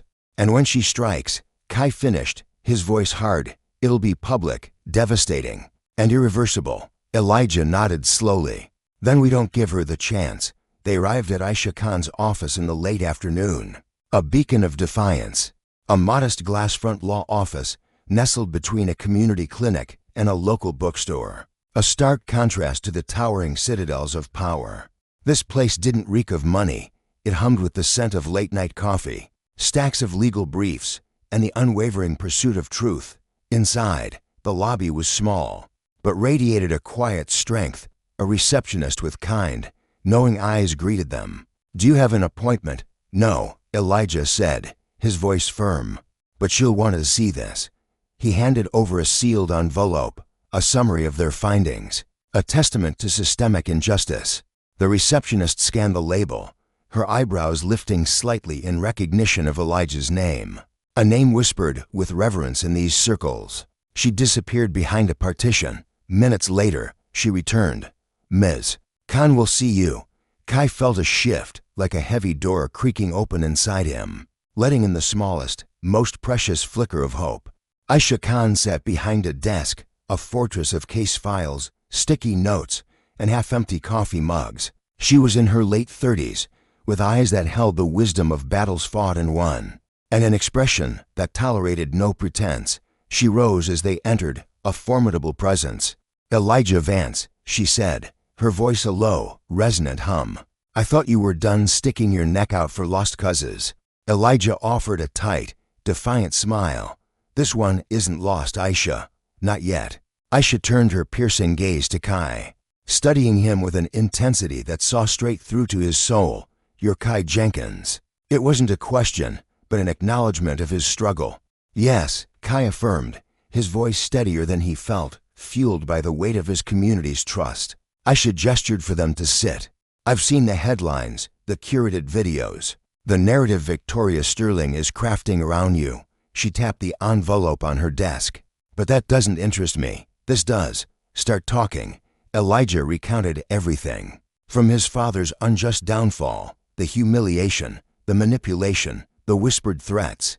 Kai added his own testimony. The chilling conversation between Julian and Victoria Sterling at the gala. The cold calculation in their eyes.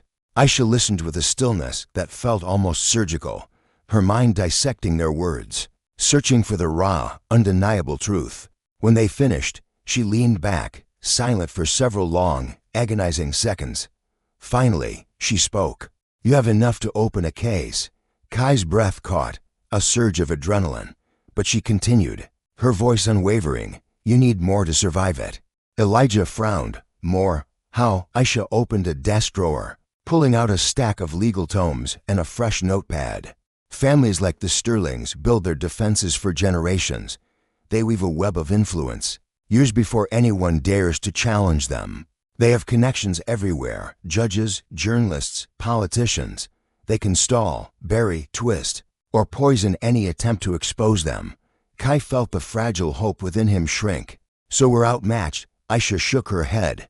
a glint in her eye. Not outmatched, outnumbered. Yes, but numbers don't win cases, evidence does. And public opinion, she added, her gaze sweeping between them, secures them. Kai leaned forward, his voice urgent. What do we need? 3 things, Aisha declared, holding up 3 fingers. 1. A meticulously documented paper trail, linking Victoria Sterling directly to fraudulent acquisition strategies. 2. Irrefutable proof that your father's downfall involved coercion, tampering, or outright sabotage. And 3, she continued, her eyes locking onto Kai, evidence that Lena or Julian Sterling participated knowingly. Kai stiffened. The mention of Lena, a punch to the gut. Aisha watched him closely. If she knew her mother was using you, even partially, it strengthens your claim. It shows the systemic nature of their corruption. Kai clenched his fists, his voice raw.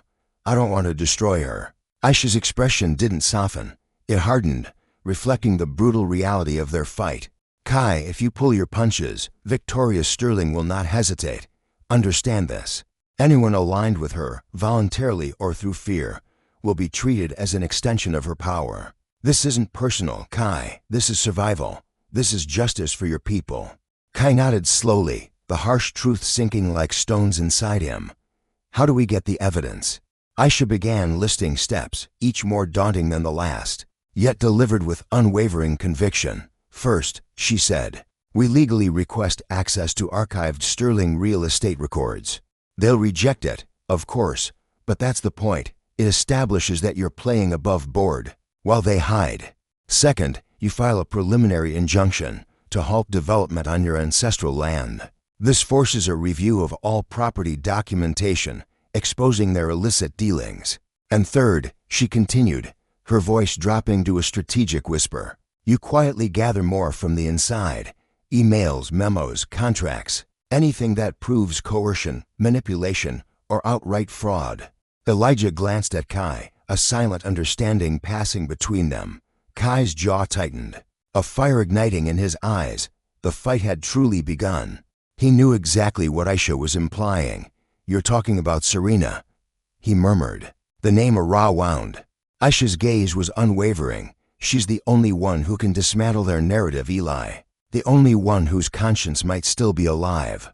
Eli looked down, his emotions a tempest, torn between the ache of betrayal and the lingering memory of the woman who once saw a future with him. Even if she helps, Ellie's voice was a whisper. It won't erase the damage they've done to our community. No, Aisha affirmed, but it might stop the complete erasure of your voice, of our truth. Eli swallowed, a dry rasp in his throat. What is coming next? Aisha slid a printed screenshot across the worn table. It was a draft news article, chillingly precise. Time-stamped, but not yet published. Elijah Vance, agitator or criminal. Below it, fabricated quotes twisted his words. Manipulated photos showed him in compromising situations, and anonymous sources painted him as a dangerous radical. Eli stared, the words blurring into a suffocating darkness. They're preparing to silence you, Eli. Aisha's voice was a steel thread. Professionally, socially, legally, they want to bury the truth with you. Aisha leaned forward, her eyes burning with a quiet fire. If you want to survive this, if you want justice for what they've done, you fight now. Not tomorrow, not next week. Now, something ignited within Eli, not rage, not revenge, but a searing clarity, a purpose. He rose slowly, the weariness falling away. What do I do first? Aisha pushed a dog-eared business card towards him. You go home, you lie low, you give me permission to file the injunction. She paused, a beat of heavy silence.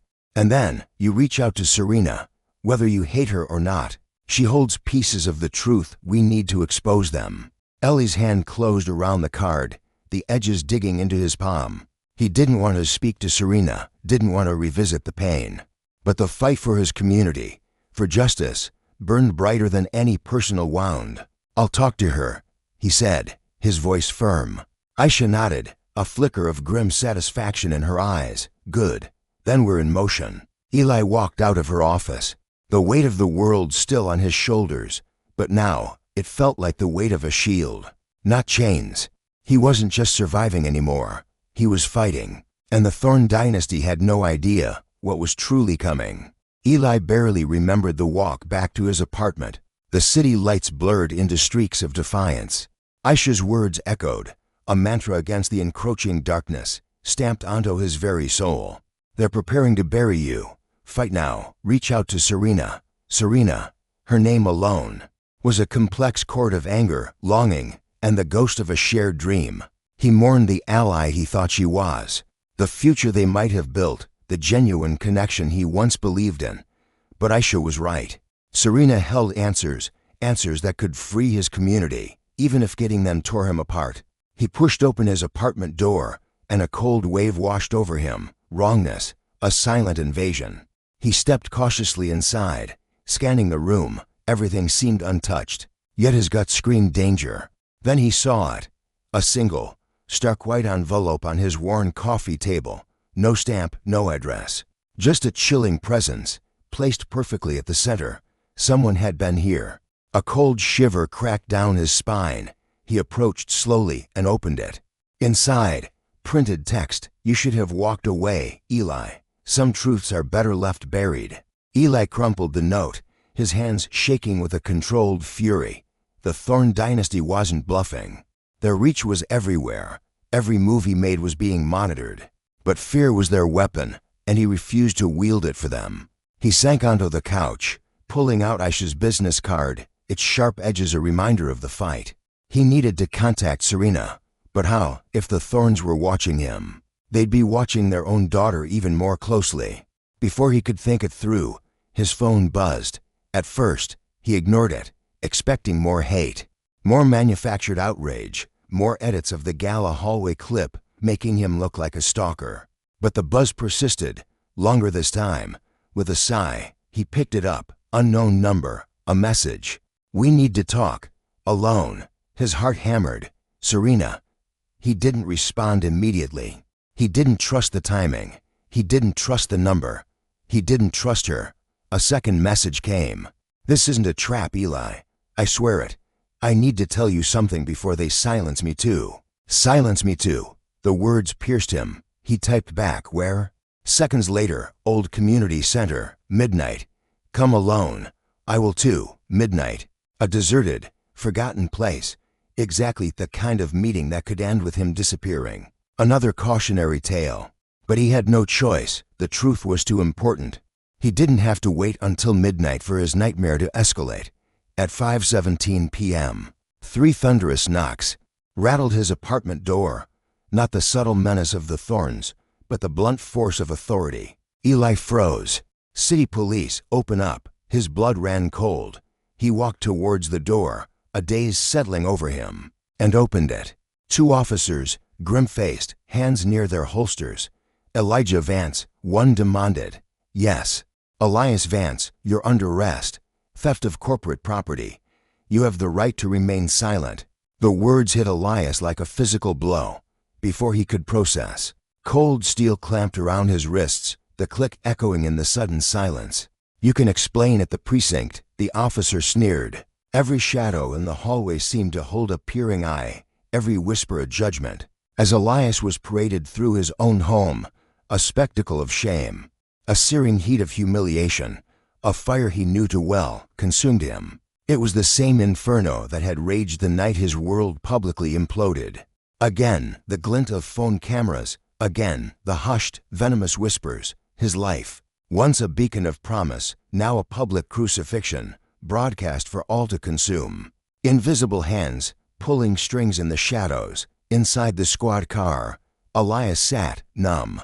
They planted it. Serafina, she planted it all. Mac had warned him. Lena had warned him. But nothing could prepare him for the brutal, swift snap of the trap. At the precinct, the nightmare deepened. Detective Harding, a man carved from stone, laid out the evidence, items allegedly found in Elias's storage locker. High-end tech, specialized tools, objects Elias had never laid eyes on. "Your former colleagues reported suspicious activity," Harding stated, his voice devoid of empathy. "They said you were unstable." Harding leaned back, a predator toying with its prey. "Angry after the breakup. One even claims they saw you near that storage unit multiple times." Elias's gaze burned. That's a lie. Harding merely shrugged. Prove it. You were fired months ago. Apparently, you kept a spare key, Harding countered, a smirk playing on his lips. I didn't. Elias roared. Then someone got it from you, didn't they? The room spun. You don't believe me, Elias whispered, his voice raw. Harding's smile was a sliver of ice. Right now, Mr. Vance, I believe the evidence. Elias's fists clenched, knuckles white. Evidence that was planted. Harding raised an eyebrow, a flicker of mock curiosity. By whom, Mr. Vance? The name, Srafina, hung unspoken, a venomous challenge in the stale air.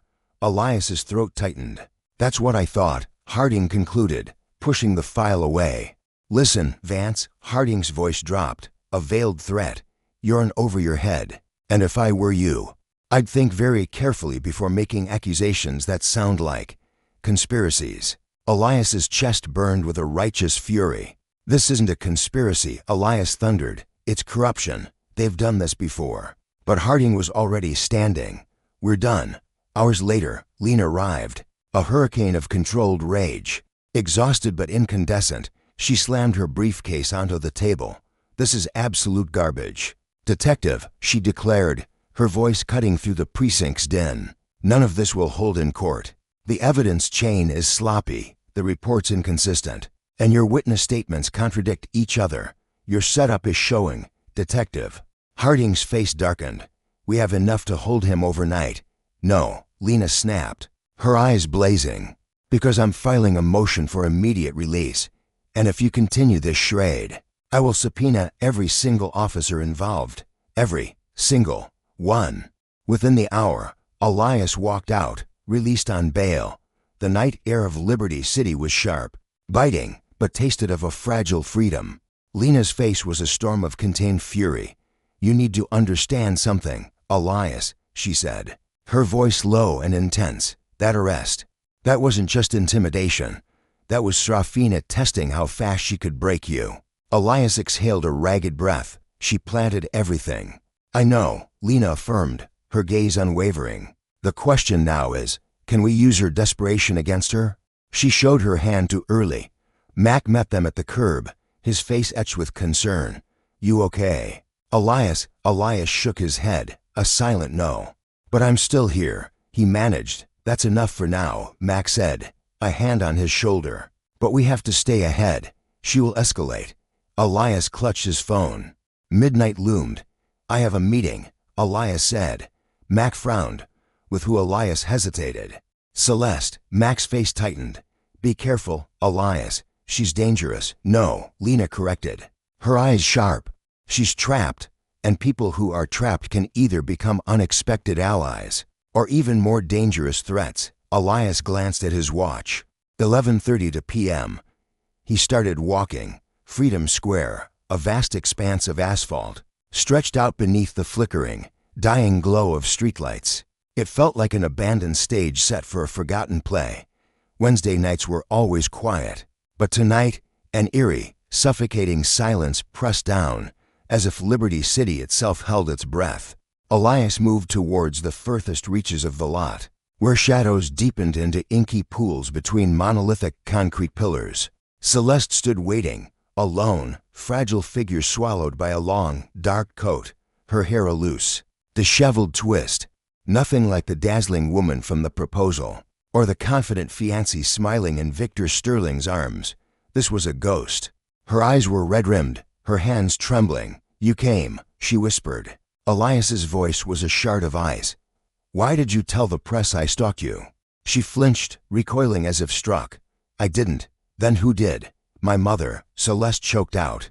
Her voice broke, a fragile confession. She controls everything, my phone, my accounts, my calendar. Even Victor. She wants you gone, Elias. She wants you destroyed. Elias stared, a cold dread settling in his gut.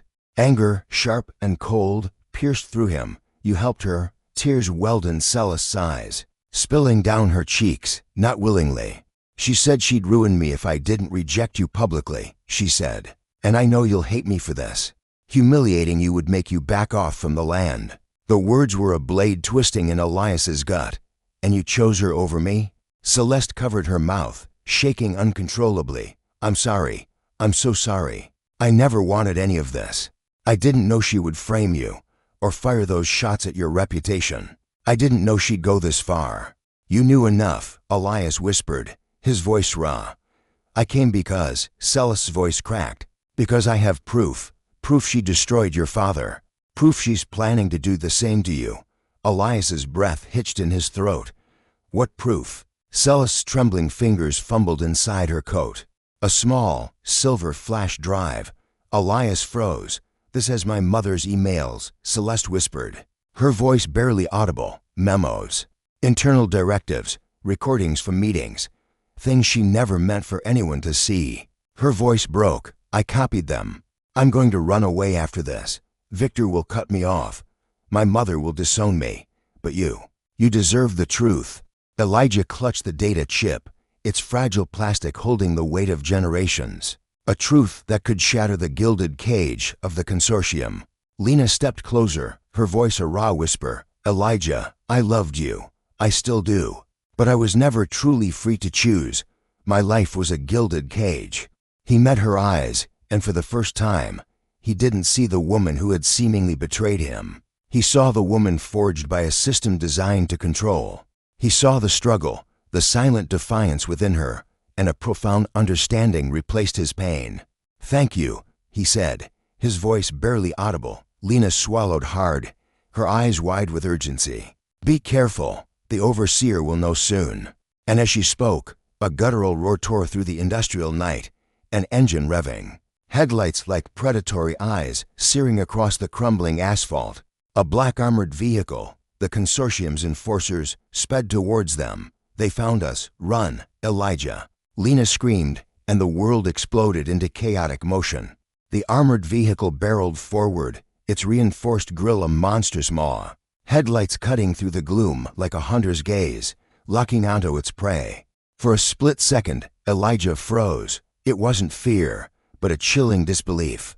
Disbelief that the consortium would unleash such overt force, here, now. But then Lena shoved him with a strength born of desperation. "Move, Elijah, move," she cried, her voice a desperate plea for freedom. Her shout snapped him back. He grabbed her hand, their fingers intertwining, and sprinted towards the skeletal remains of an old factory. The vehicle's tires shrieked, a metallic scream, as the driver swerved, trying to cut them off. Gravel and shattered glass sprayed under their frantic feet. The air thrummed with danger. They dove behind a massive, rusted support beam just as the vehicle slammed into it. The impact sent a brutal shudder through the ancient metal structure. Lena stifled a cry. Her hand clamped over her mouth. Elijah gripped her shoulders, his eyes burning with resolve. "We have to go, now," she nodded, breath ragged, terror stark in her eyes. This wasn't the polite fear of social consequence. This was raw, primal terror. The fear of being silenced, of losing everything. The engine roared again, a hungry beast. "They're not giving up," Lena whispered, her voice cracking. "They sent them to silence the truth." Elijah squeezed her hand, pulling her deeper into the labyrinth of decaying machinery and fractured beams of moonlight.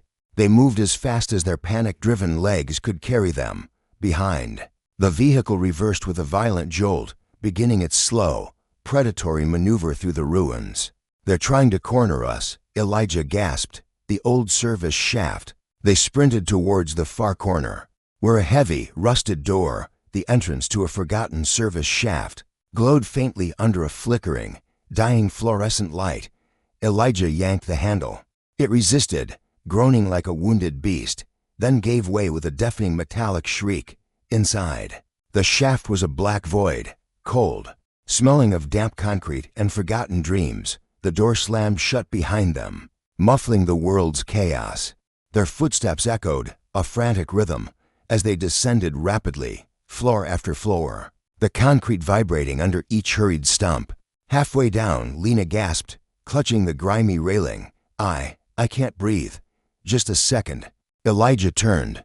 Sweat beaded on her forehead despite the chill. She looked fragile, on the verge of collapse, but then heavy. Deliberate footsteps above them froze him.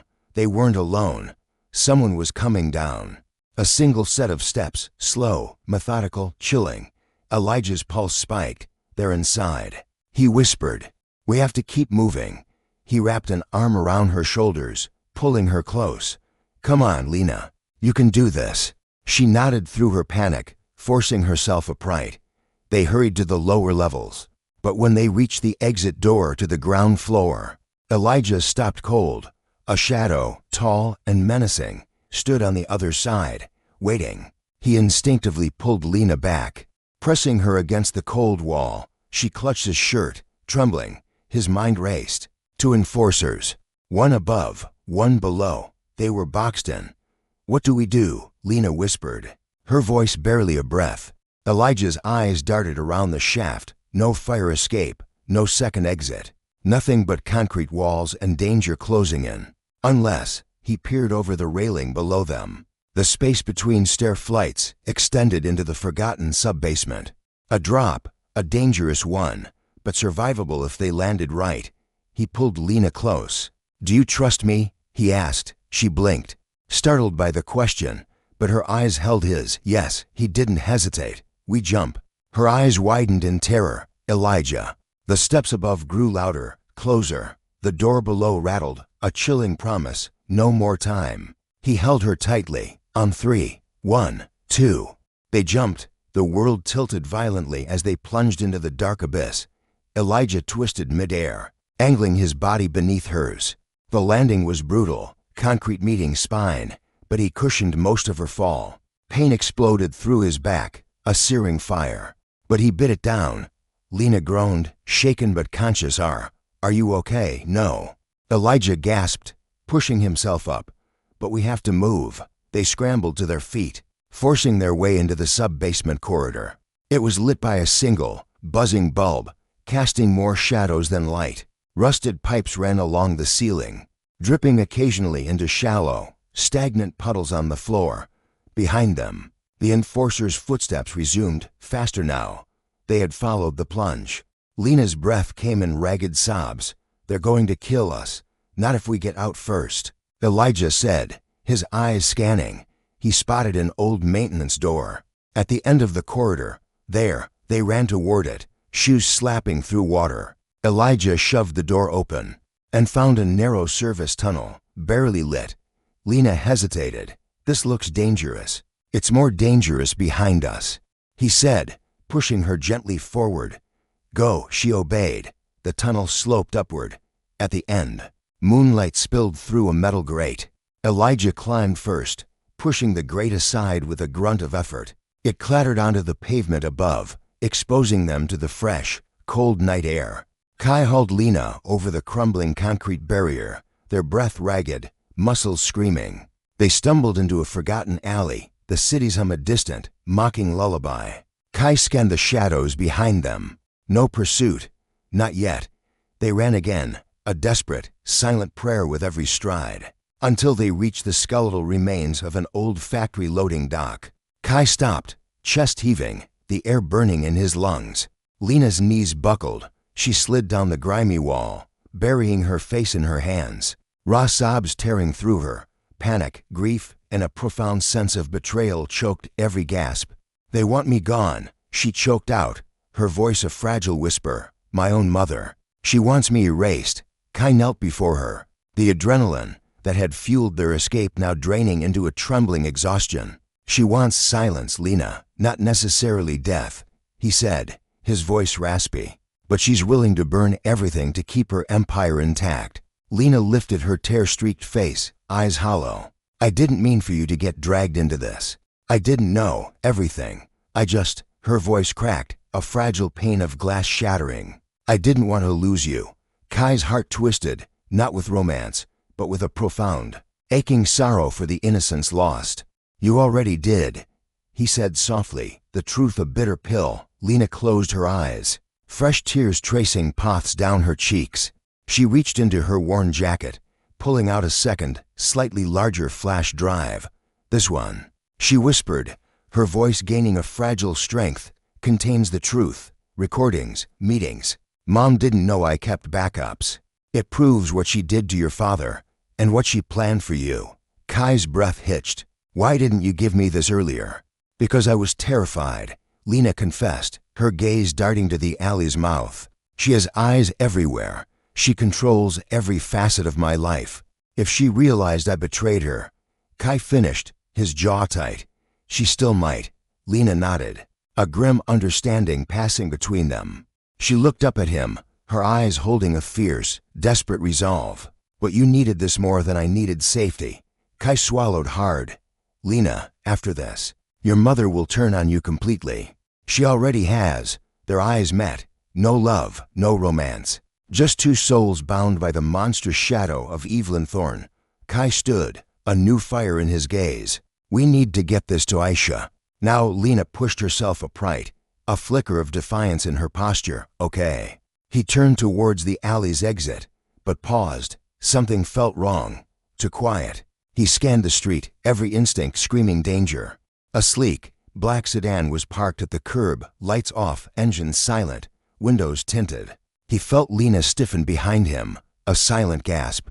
It's them, she whispered, terror lacing her voice. No, Kai breathed, his hand instinctively going to her arm. Not yet. But someone is watching.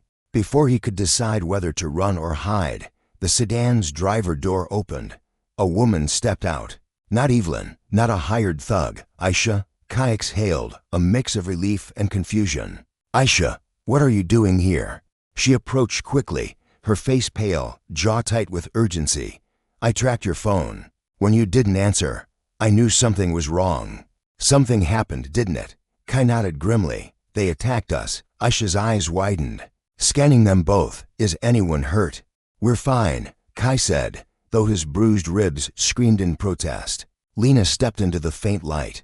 Aisha's expression sharpened, a cold steel entering her gaze. You, Aisha said, her voice cutting through the night. Lena, you have a lot to answer for. Lena lowered her gaze, shame and defiance warring within her. I know. Kai held up the flash drive, a beacon of truth in the darkness. She has evidence, Aisha. Real evidence. Aisha's expression shifted, still wary, but now intensely focused. Then get in the car. Both of you. We don't have much time. Why? Kai demanded, his mind racing. Aisha unlocked the doors, her voice grim. Because Evelyn Thorne just filed a restraining order against you, Kai, and an accusation. Kai froze, the blood draining from his face. What accusation? Aisha looked him dead in the eyes, her voice a hammer blow. She's claiming you kidnapped her daughter. The world tilted violently. Lena gasped, a strangled cry. What? No, I came willingly. Aisha shook her head, her gaze unwavering. It doesn't matter what actually happened. She's controlling the narrative as we speak. We have one chance. One. If we don't get ahead of this tonight, Kai, you'll be thrown in jail by morning. Kai felt the truth settle like ice in his bones. The war wasn't coming. It was here. And Evelyn Thorne was no longer hiding in the shadows.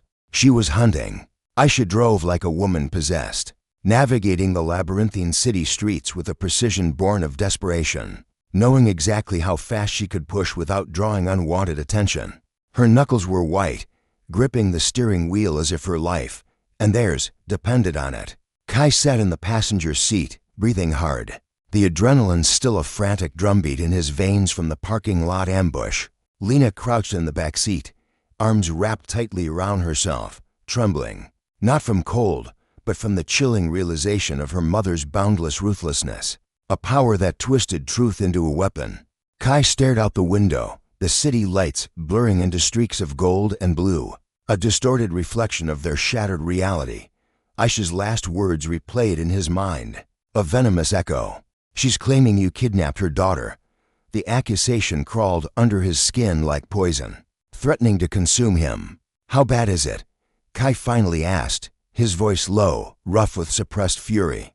Aisha didn't look at him, her eyes fixed on the road. Bad enough that there's already a bolo issued for your vehicle. What? Kai turned sharply, disbelief warring with dread. How? Why? Because Evelyn Thorne doesn't waste time, Aisha said, her voice clipped. The moment she realized Lena wasn't home, she made 2 calls, one to her PR team and one to law enforcement. She didn't just twist the story, Kai, she inverted it entirely. You're now the threat. You're the danger. Lena let out a small, pained sound from the back seat. This is my fault. I should have waited.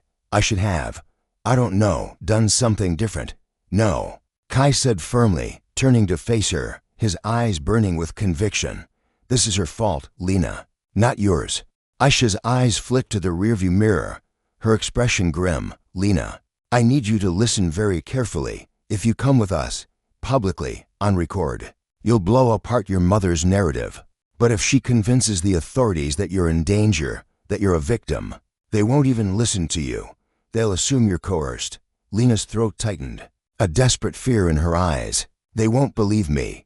Not unless we give them a stronger story, Aisha said, her voice unwavering. Something irrefutable. Kai reached into his jacket, pulling out the flash drives, holding them up like a shield. This is irrefutable. Aisha took one hand briefly off the wheel, her fingers closing around the drives, a silent promise of justice. Elias, Amra's voice cut through the tense silence. Senator Thorne has masterfully twisted the narrative.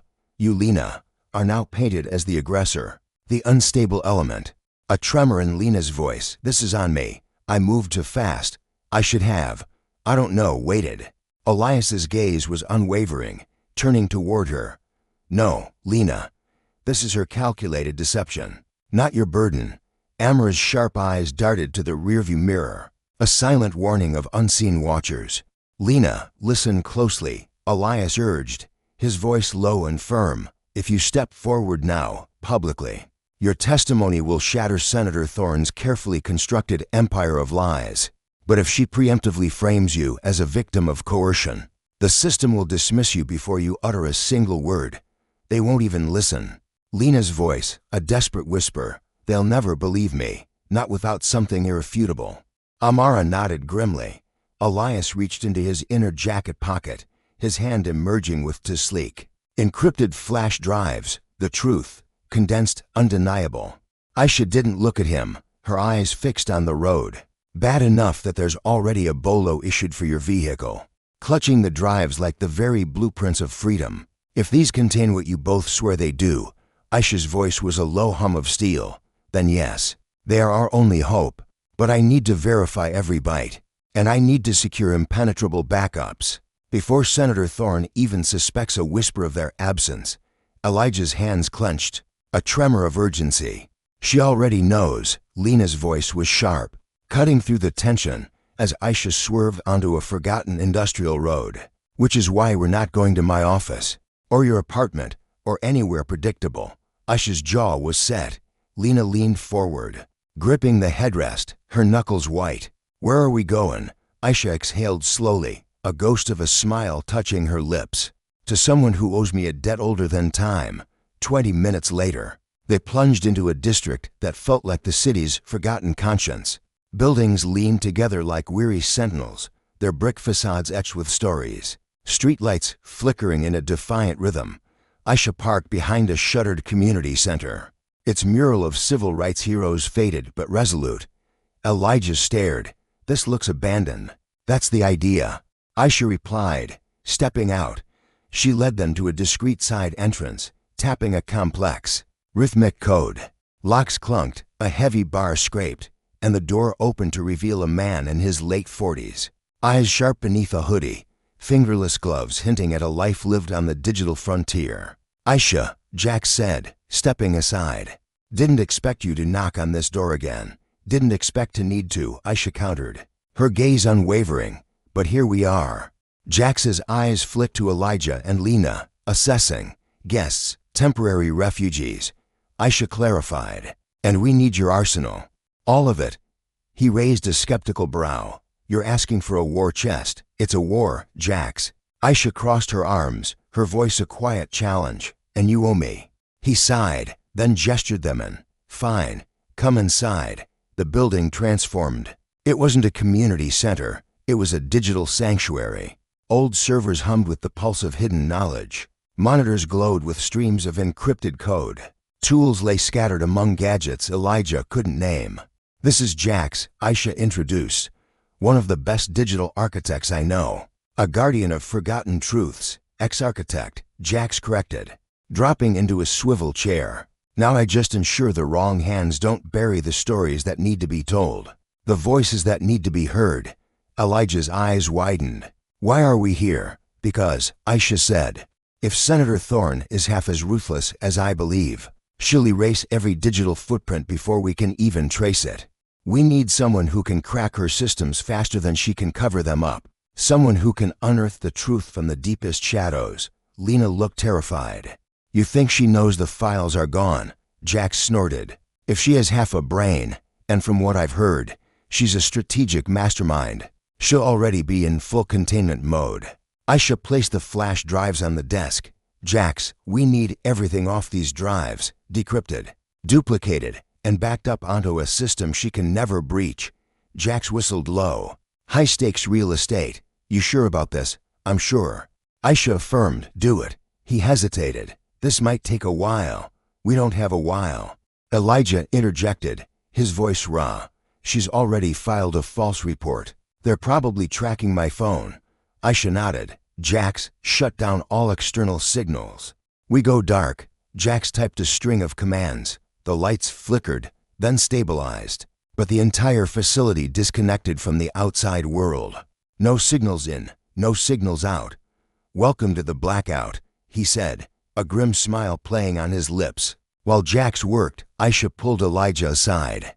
They stood in the shadow of stacked server racks, their voices hushed, a conspiracy of hope.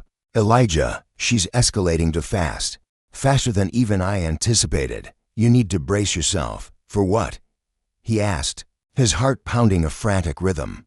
For the possibility that Senator Thorne plans to destroy you publicly, to crucify your name before you can even bring your case to the light. Elijah frowned, a knot forming in his stomach. How? By shaping the narrative, Aisha said, her eyes burning with fierce resolve. By using Lena. He stiffened. Lena came willingly. That doesn't matter. Aisha countered. Thorne controls the media. She can flood the internet with manipulated footage, implying you're dangerous, obsessive, unhinged. Right now, she's painting a picture, and the more convincing that picture, the harder it will be to undo, to reclaim your truth. Elijah's jaw clenched so hard it ached. She's not unbeatable. No, Aisha agreed, her voice a whisper of steel, but she's undefeated. Elijah swallowed, the fear rising, but quickly replaced by a cold, hard resolve. Not for long. Aisha studied him for a moment, a flicker of pride in her eyes. Good. Because we're about to start a war. A public one. A war she's never had to fight. Before Elijah could respond, Jax's voice cut through the tense silence. Guys, he called, his voice strained. You're gonna wanna see this. They rushed over. Jax had one of the flash drives loaded on a monitor. Dozens of folders glowed on the screen, labeled with dates, project names, internal memos. Jax clicked open an audio file. Senator Thorne's voice filled the room. Cold, calculated, devoid of humanity. If Reverend Green won't sell, make him irrelevant. Discredit his work. Leak fabricated tax discrepancies. We only need public doubt, not proof. Lena gasped, covering her mouth, a silent scream. Another file opened. Use the daughter. If she can gain the son's trust, he'll sign anything. But make sure he doesn't know the ancestral land is worth 10 times the proposed offer. Elijah felt physically sick, a burning heat crawling up his neck, his heartbeat thundering like a war drum. That's enough, Aisha said tightly, her voice a low growl. Shut it off. Jax froze the screen. Lena stared at the floor, tears welling in her eyes. I didn't know, she whispered, her voice cracking. She said those things. I swear, Elijah. I never heard those recordings. Elijah couldn't speak, his throat constricted, rage and heartbreak blurring everything around him into a chaotic storm. But Jax wasn't done. He opened one final document. This one stamped private, legal strategy. It outlined a full smear campaign against Elijah. A timeline, talking points, prepared statements, even a list of targeted social media accounts. Lena's name appeared next to several damning items. Deny relationship, frame emotional instability, imply coercion. Lena stared in horror, her face draining of color. I had no idea. She forged half of that. She used my accounts without telling me. Elijah finally spoke, his voice barely above a whisper, but laced with an iron resolve. This isn't just about me anymore. This is about every voice she's silenced, every truth she's buried. His eyes met Aisha's, a silent vow passing between them. This is about justice. Aisha nodded, her gaze unwavering. And we will make sure the world hears it. Jax, his face grim, began typing, preparing to unleash the truth. The fight had just begun. The blackout was their sanctuary, and the truth, their weapon. The battle for dignity, for legacy, for the very soul of their community, was now in their hands. Senator Thorne orchestrated the suppression of our truth for years. Kale, Alara whispered, her hand a steady anchor on his shoulder. But now, we have the undeniable proof. A thunderous pounding erupted from the sanctuary's reinforced entrance. Jax's face drained of color. No one should know this place exists, he breathed. Alara's movements became a blur. Kale. Lena, behind the data vaults. Now, Lena's breath caught, a gasp of pure terror. Kale pulled her close, shielding her as he guided her behind the towering, humming metal archives. They melted into the whispering shadows, concealed by the rhythmic hum of the sanctuary's heart. Jax, with a flick of his wrist, muted every system, plunging them into a precarious silence. Alara snatched a heavy, cold wrench from a nearby console, her grip firm, almost practiced. The relentless pounding continued, a drumbeat of impending doom. Open the door. A guttural shout pierced the air. Enforcers. Lena's eyes widened, reflecting pure, unadulterated terror. Stay quiet. Alara's voice was a barely audible whisper, yet it cut through the chaos. A deeper, more commanding voice followed, resonating with cold authority. Search warrant for Kale Vance. Open this door, or we will force entry. The pounding intensified, a violent assault against their last bastion of hope. Kale gripped Lena's trembling hand, a silent promise of protection. She squeezed back, a lifeline in the storm. A chilling countdown began. 3, 2, 1. The reinforced door exploded inward. Splintering wood and metal, blinding beams of oppression flooded the sanctuary. Heavy boots thundered inside.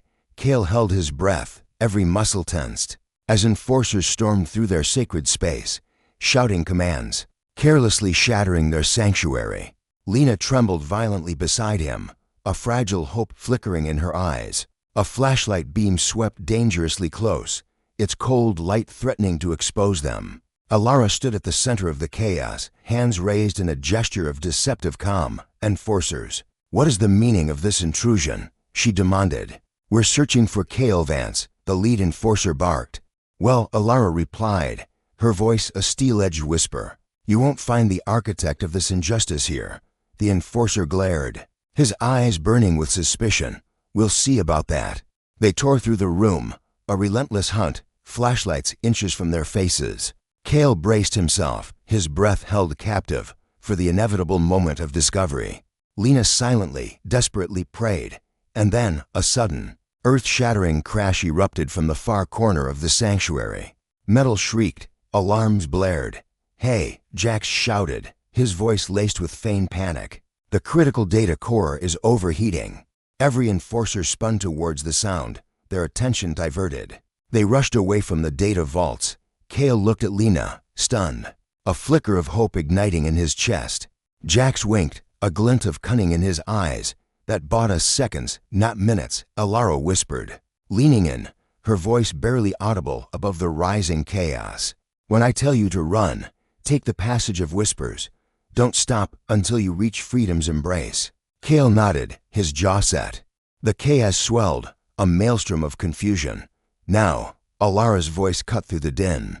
Kale grabbed Lena's hand, their fingers intertwined, as they slipped into the dark hallway. Shadows of defiance. Just as the enforcers turned back towards the data vaults, a voice barked, "Hey there." They were gone, swallowed by the whispering passage. Footsteps thundered behind them, echoes of pursuit. Kale and Lena ran through the dark, winding passage of whispers, towards the only hope they had left.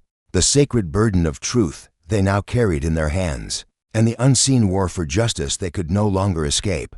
The passage of whispers was narrower than Kale had imagined, barely wide enough for one person to squeeze through sideways. Overhead, ancient pipes snaked, a metallic skeletal system. Dripping condensation hit the concrete with cold, rhythmic taps, like the tears of the forgotten. The air, thick and metallic, smelled of rust and the breath of forgotten ages. It felt like the very bowels of a forgotten world. Lena clutched his hand, her grip a desperate plea, her breathing shallow and fast. Behind them, the howls of the misled enforcers echoed through the sanctuary, growing more chaotic. Hurry! They went this way. The command ricocheted through the ancient walls. Cale pulled Lena forward, his urgency a silent scream. Keep moving, don't stop, not for anything, Cale urged. Lena's voice trembled. Where does this lead? I don't know, he admitted, but anywhere is better than back there. The passage sloped downward, a treacherous descent into the abyss of the unknown. Each step a gamble on the path of no return. Cale could hear the distant thunder of heavy boots behind them, muffled by the ancient concrete, yet growing closer. The system's relentless grip was closing in. These enforcers were trained, engineered to crush dissent, to confine truth. A cold dread coiled in Kel's chest. This wasn't just about arrest. Senator Thorne had twisted the narrative so insidiously, weaponizing truth itself. They believed Lena was a victim, and Cale, her captor. One wrong move, one fatal misstep, could get him killed. The passage eventually widened, emptying into a larger, echoing space, the subterranean veins, lined with ancient, sparking power conduits. Cale scanned desperately, his eyes darting, but there were no doors, no stairs, no visible path to freedom. Lena's voice cracked, a whisper of despair. We're trapped. No, we are not. Cale forced the words out, his voice a shield against the rising panic. Panic was a cage, and they would not be caught. There has to be something. Look, he ran his hand along the cold, damp wall, his fingers brushing against a heavy, metal hatch, bolted shut. He tried it. It didn't budge, an unyielding barrier. Can you open it? Lena whispered, her voice laced with fragile hope. Cale braced his foot against the wall, pulling with every ounce of his raw strength. The metal screamed in protest, but held firm. Sweat trickled down his spine, a cold testament to his struggle. He tried again, teeth bared, his will unbroken. Behind them, the echoes of pursuit grew louder. Check the subterranean veins. They couldn't have gone far. Lena pressed her palms together, visibly shaking. Cale, they're going to find us. He didn't respond. He couldn't afford to. His mind was a whirlwind, desperately scanning every corner, every ancient pipe, every hidden seam in the unforgiving wall. Then he saw it, a glimmer of salvation, a small, rusted vent cover, almost invisible beneath layers of grime. He crouched, pulled, and with a metallic shriek, the screws rattled and gave way. Behind it, a narrow, dark passage to uncertainty. Get in, he commanded. Lena hesitated, her eyes wide. What about you? I'll be right behind you. Go. Tears streaked down her cheeks, but she obeyed, squeezing her fragile frame into the hidden grate.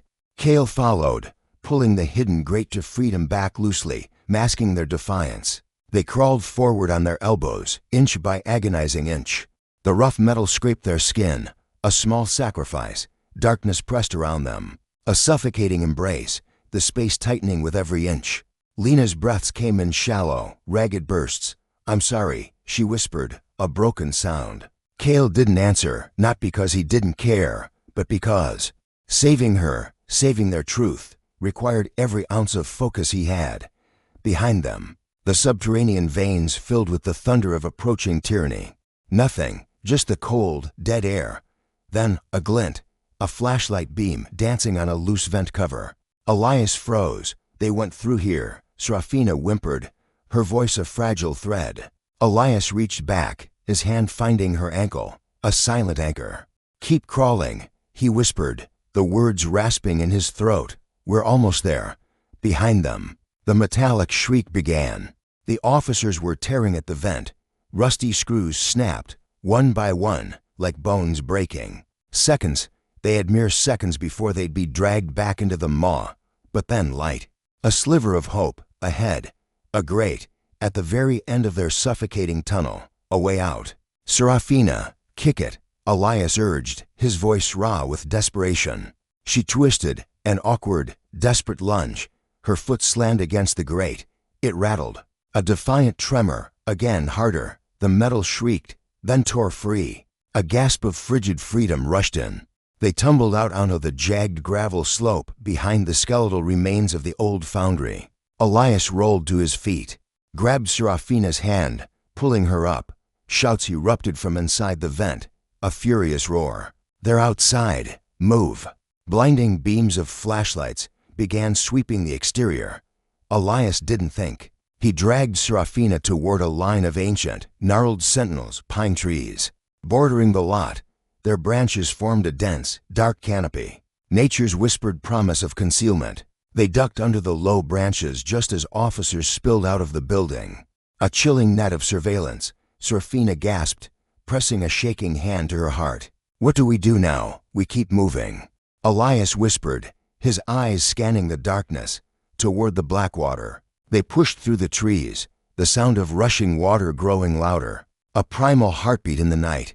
The Blackwater River, a ribbon of defiance, carved a winding path between crumbling warehouses and a collapsed, barbed wire fence. Elias helped Serafina over the broken links, and they slid down the embankment, feet splashing into the numbing embrace of the icy current.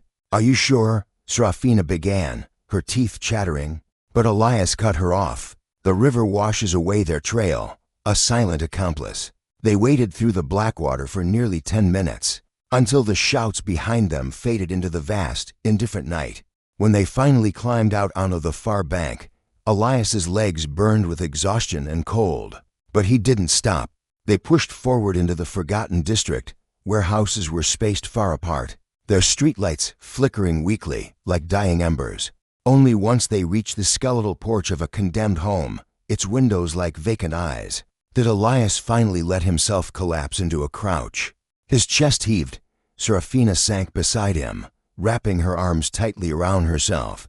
This betrayal, I can't breathe. Her venom, it poisoned more than just my father, Serafina, Elias said, his voice raw. Stripped bare, it poisoned our very world.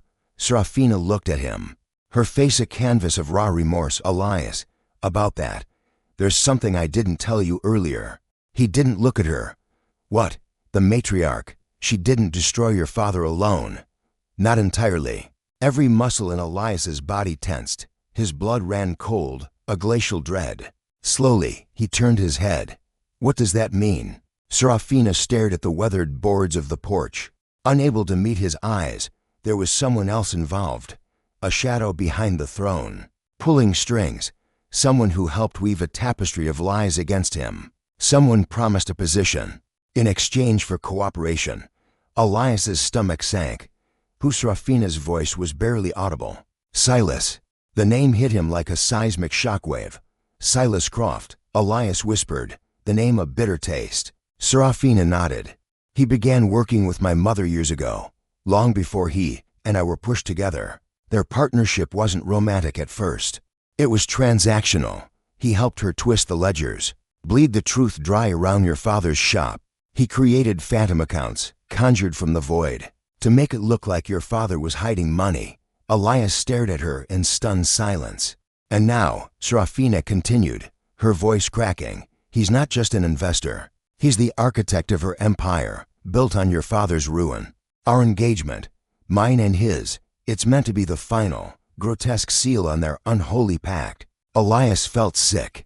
"So he's been part of this the whole time, even before I met you?" "Yes," she whispered. "And he'll be a predator unleashed now.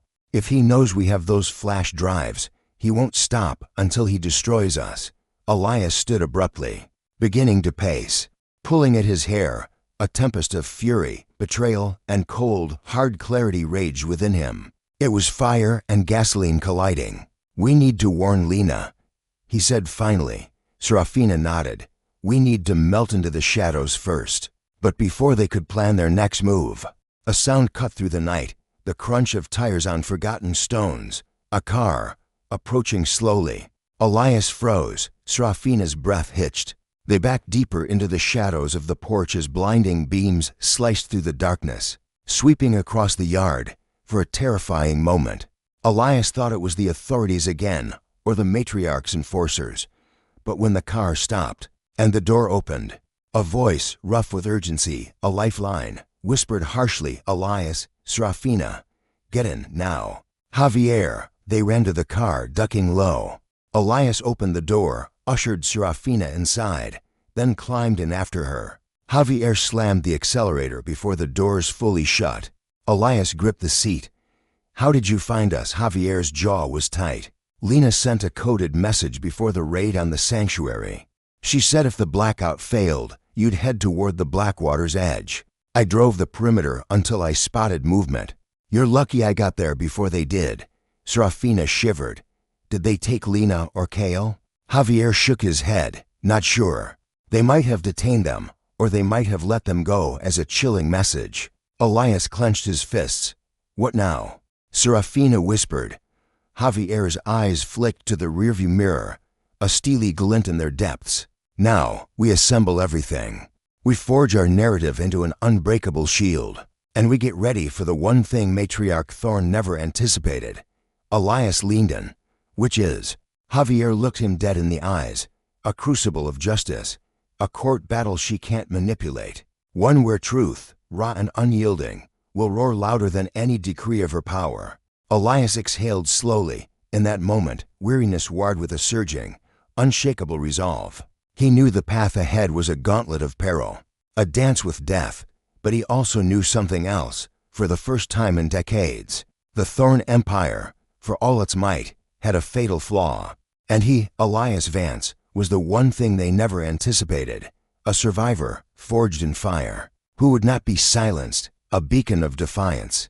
Marcus's voice was a low rumble, Caleb's backups, if he managed to secure them before the raid.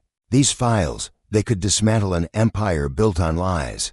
Elijah gazed out, the city lights blurring into streaks as the car cut through the oppressive night. For too long, he'd walked in shadows. A shadow he didn't comprehend, a systemic weight he now understood with chilling clarity. And he was done being afraid, done being silent. Marcus navigated the labyrinth of forgotten backroads, silent, his hands steady on the wheel. Every turn, every empty intersection, seemed etched into his memory, a map of escape. He knew the paths least watched, the routes where the system's gaze faltered. Outside, the night pressed in, thick with a palpable tension, humming with the silent threat of pursuit. Elijah's eyes were fixed on the road ahead, the passing streetlights mere blurs against the encroaching darkness. Lena, huddled in the back seat between them, was a fragile silhouette. She clutched herself, her gaze riveted on the small, unassuming flash drive in Elijah's hand. It pulsed with the weight of their future, a beacon of truth, yet a potential curse. The silence stretched, taut as a violin string, until Lena's voice, a mere whisper, broke it. "What if they caught Imani? What if she's in custody? Because of me?" Marcus shook his head, a gesture of quiet confidence. "Imani knows how to navigate these storms. If the authorities had her, we would have heard. She's more valuable to Senator Thorn alive and silenced than vanished," Elijah added, his voice firm. "Imani is steel. Thorn won't break her spirit." Lena swallowed, unconvinced. The brutal attack in the parking lot, the desperate chase, the chilling revelation of the hidden files. It had all laid bare her terrifying unpreparedness for the true monstrousness of her own mother. She had grown up within Thorn's gilded cage, but never truly understood its systemic cruelty, its crushing weight, until this very moment. Finally, Marcus guided the car down a winding, unpaved track, deep into the heart of an ancient forest, pulling up to a small, remote cabin. Elijah recognized it from Marcus's hushed stories. A sanctuary, he'd called it, a haven for when the world turned against you. "You'll be safe here." "For tonight," Marcus declared, cutting the engine. "Safe," Lena whispered, her voice laced with raw fear. "How can we be safe anywhere when the hounds of power are at our heels?" Marcus leaned in, his gaze steady. "Because Senator Thorn doesn't know I still hold the deed to this land, and she doesn't possess the access keys to the encrypted archives Caleb and I secured moments before the storm broke." He turned to Elijah. "Caleb finished a duplicate set. He hid them deep before the raid. I retrieved them." A profound weight, a crushing burden, lifted from Elijah's chest. "So the truth isn't lost," Elijah breathed. No, Marcus affirmed, but it's a double-edged sword. The moment we unleash any of this, Senator Thorne will activate her full apparatus of destruction. She knows if even a fraction of this truth reaches the courts or the public square, she's finished. Criminally, financially, socially, Lena sank onto a worn, faded sofa, trembling. She won't stop, Marcus. You don't know her. She'll burn down the very foundations of this city before she allows her empire to crumble. We're not giving her that choice, Elijah said, his voice a quiet, unyielding force. He placed the flash drive on the rough-hewn coffee table. Its tiny form, unassuming yet potent, seemed to glow in the cabin's warm lamplight. The detonator to a bomb of truth, already ticking. Marcus produced Caleb's encrypted archives, lining them up beside it. Between the audio recordings, the damning emails, the internal memos, the project strategies, we hold enough evidence to expose a decade of systemic corruption. But we must build this case with meticulous precision. Thorne's legal machine is ruthless. One misstep, and she'll twist the narrative, dismantle the chain of custody, or cry fabrication. Elijah nodded, grimly. So what's the next move? Elijah asked. We go public, Marcus stated, but not yet. First, we must unequivocally establish your innocence. If the world still believes the lie that you abducted Lena, this evidence will be dismissed. They'll claim coercion, manipulation. Lena looked up, her eyes flashing with resolve. Then I'll testify. I'll go to the authorities myself and tell them the truth. No, Marcus's voice was sharp, immediate. You'll be detained, isolated. Silence before you can even reach a lawyer. Senator Thorne's influence will reach you first. Lena's voice cracked, despair creeping in. So what do we do? Imani's name, a beacon of strategic brilliance, flashed in Elijah's mind.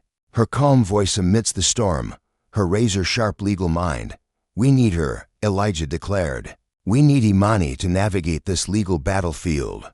Marcus nodded, a flicker of hope in his eyes, if they haven't already taken her. Elijah clenched his jaw. Then we find her. For the next agonizing hour, they tried to reach Imani. Using a secure burner phone Marcus kept hidden in the sanctuary.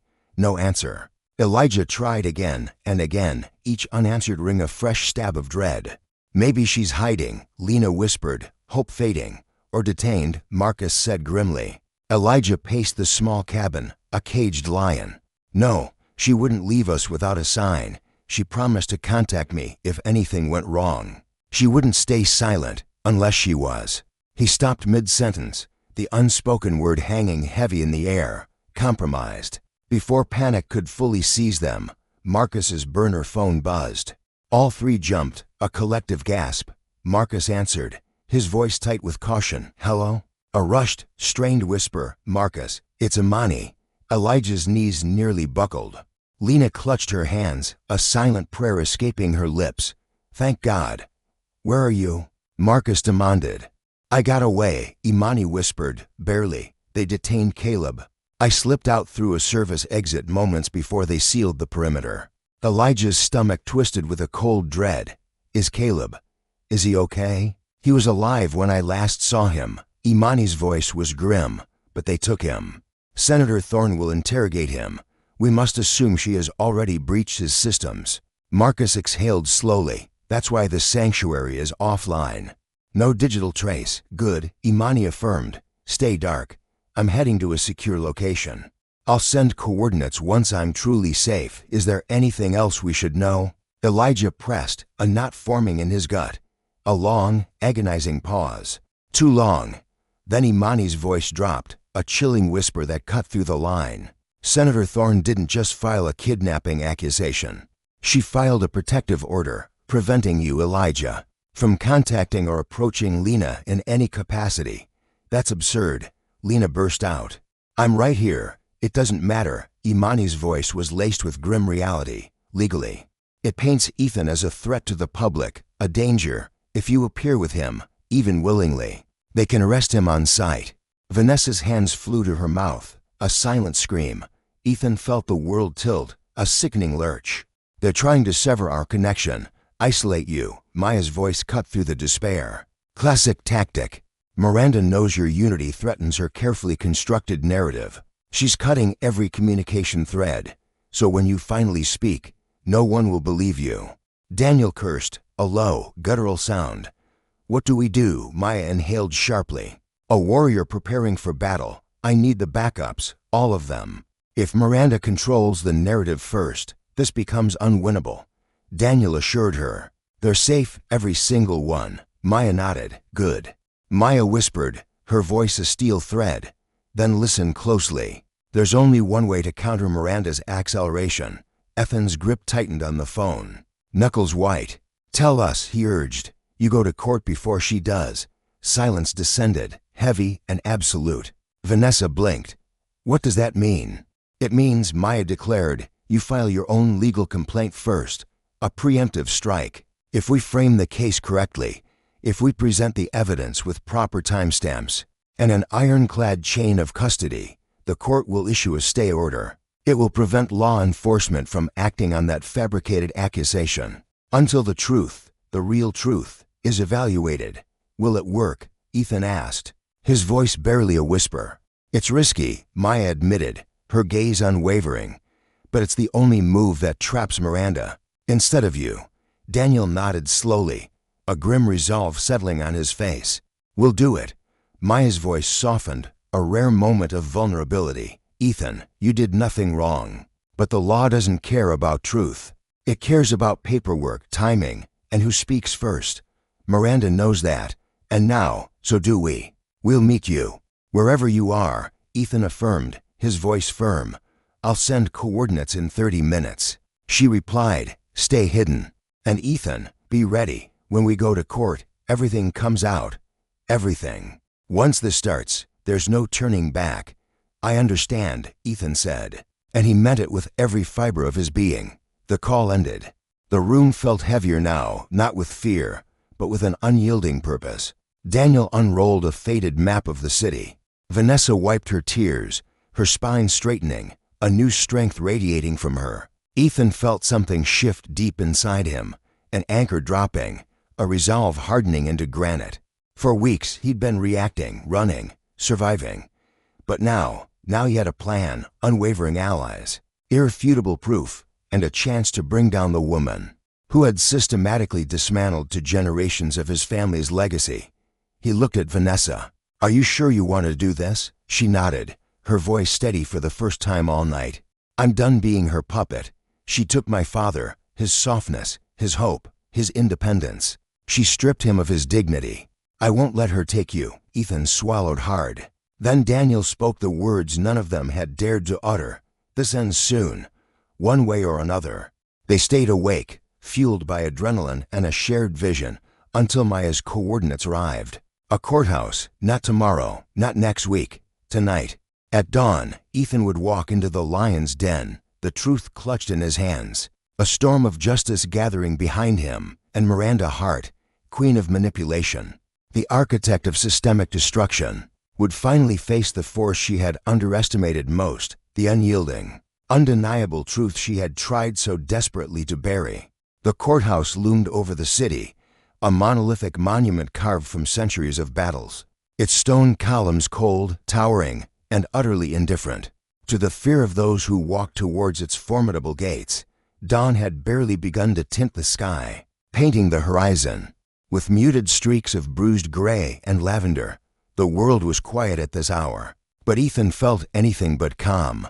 He stood beside Daniel and Vanessa in the deep shadow of the courthouse steps, his hands buried in his jacket pockets, not just for warmth, but to steady their tremble.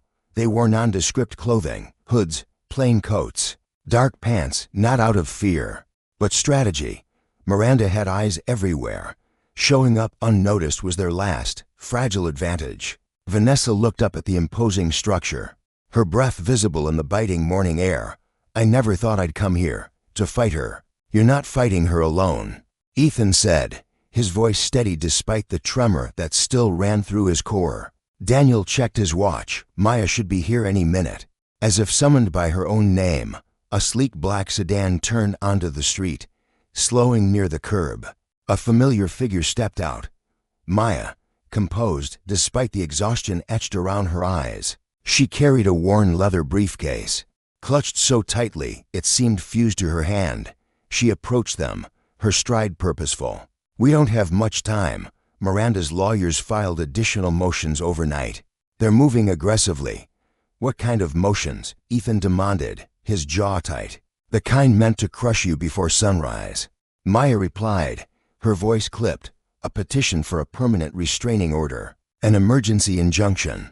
Transferring control of your ancestral land to a holding company. And a sealed complaint implying you're mentally unstable." Vanessa's expression twisted with raw disgust. "How is she doing all this at 4 a.m? She doesn't sleep when she's threatened." Maya said, a grim smile touching her lips. "But neither do I." She gestured towards the courthouse doors. "I've prepared a counterfiling. It includes the initial evidence, a sworn affidavit from me detailing her tactics, and a sealed protective request. Once we submit this, the court must halt her motions until a hearing is set." "And what about the fabricated accusation?" Ethan asked, his gaze fixed on Maya. Maya's eyes sharpened. "That depends on Vanessa." Vanessa stepped forward without hesitation, her chin held high. "I'll testify. I'll tell them everything, and I'll argue," Maya added, "that Miranda's accusation was a retaliatory tactic, a desperate attempt to silence a potential whistleblower exposing her systemic corruption. Is that enough?" Ethan pressed. "It will be," Maya said, her voice ringing with conviction. "Once we file the full evidence packet, we're about to hit her where she's weakest. Documented truth."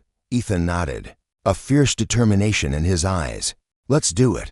They entered the courthouse. The cold marble floors echoed under their footsteps, each sound amplified in the cavernous space. The building felt still, suspended in the early morning quiet, as if the very walls themselves were waiting to witness something historic. Deep within the labyrinthine courthouse, Anya guided them to a nondescript clerk's window, a silent battleground where fates were sealed with a stamp. A lone, weary clerk, guardian of the bureaucratic gate, barely registered their presence. Sipping an oversized coffee, half asleep, Anya approached with the quiet ferocity of a storm. "I need these motions filed. Immediately." The clerk blinked, startled, at the formidable stack of documents Anya placed before him. All of this. Every single page," Anya affirmed, her voice unwavering. "And I require confirmation copies." As the clerk processed the filings, each resounding stamp felt like a hammer blow against Serafina Thorne's empire. Cale watched the papers vanish into the official archives, irreversible, untouchable, now protected by the very system they sought to manipulate. When the final stamp fell, Anya exhaled, a whisper of triumph. "It's done."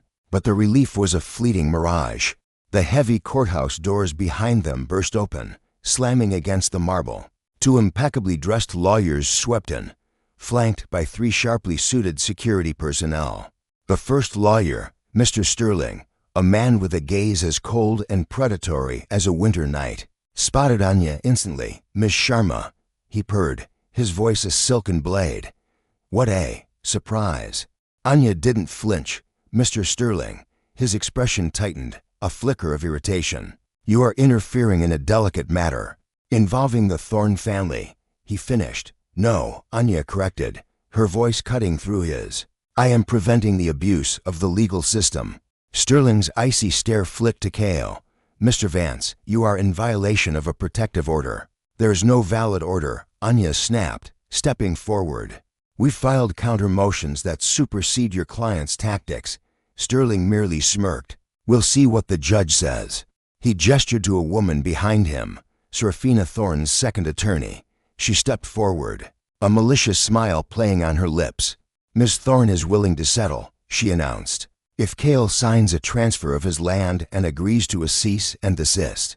Regarding her daughter, Lena stepped forward, her small frame trembling, but her eyes blazing. "I am not her property." The attorney's smile faltered.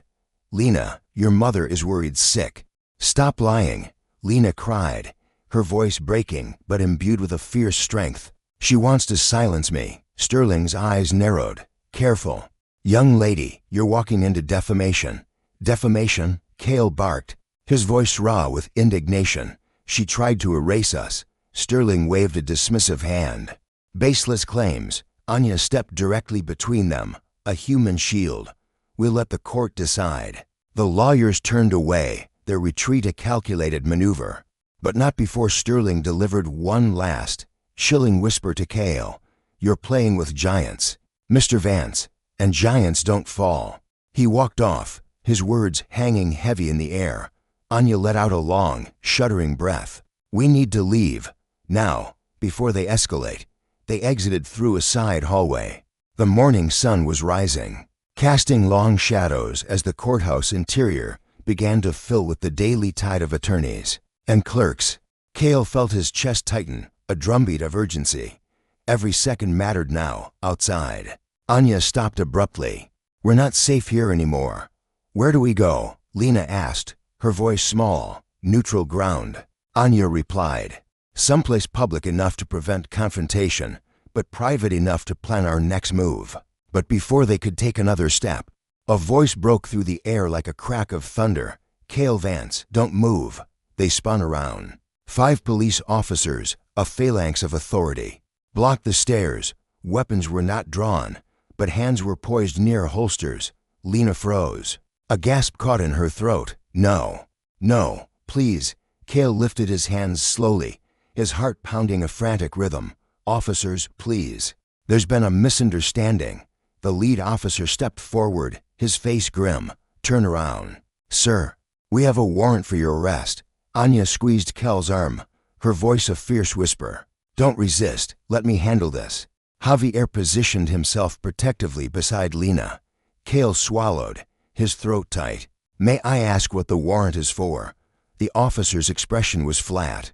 "Practiced harassment, defamation, and violation of a protective order." Lena stepped forward, her voice rising. "He didn't violate anything."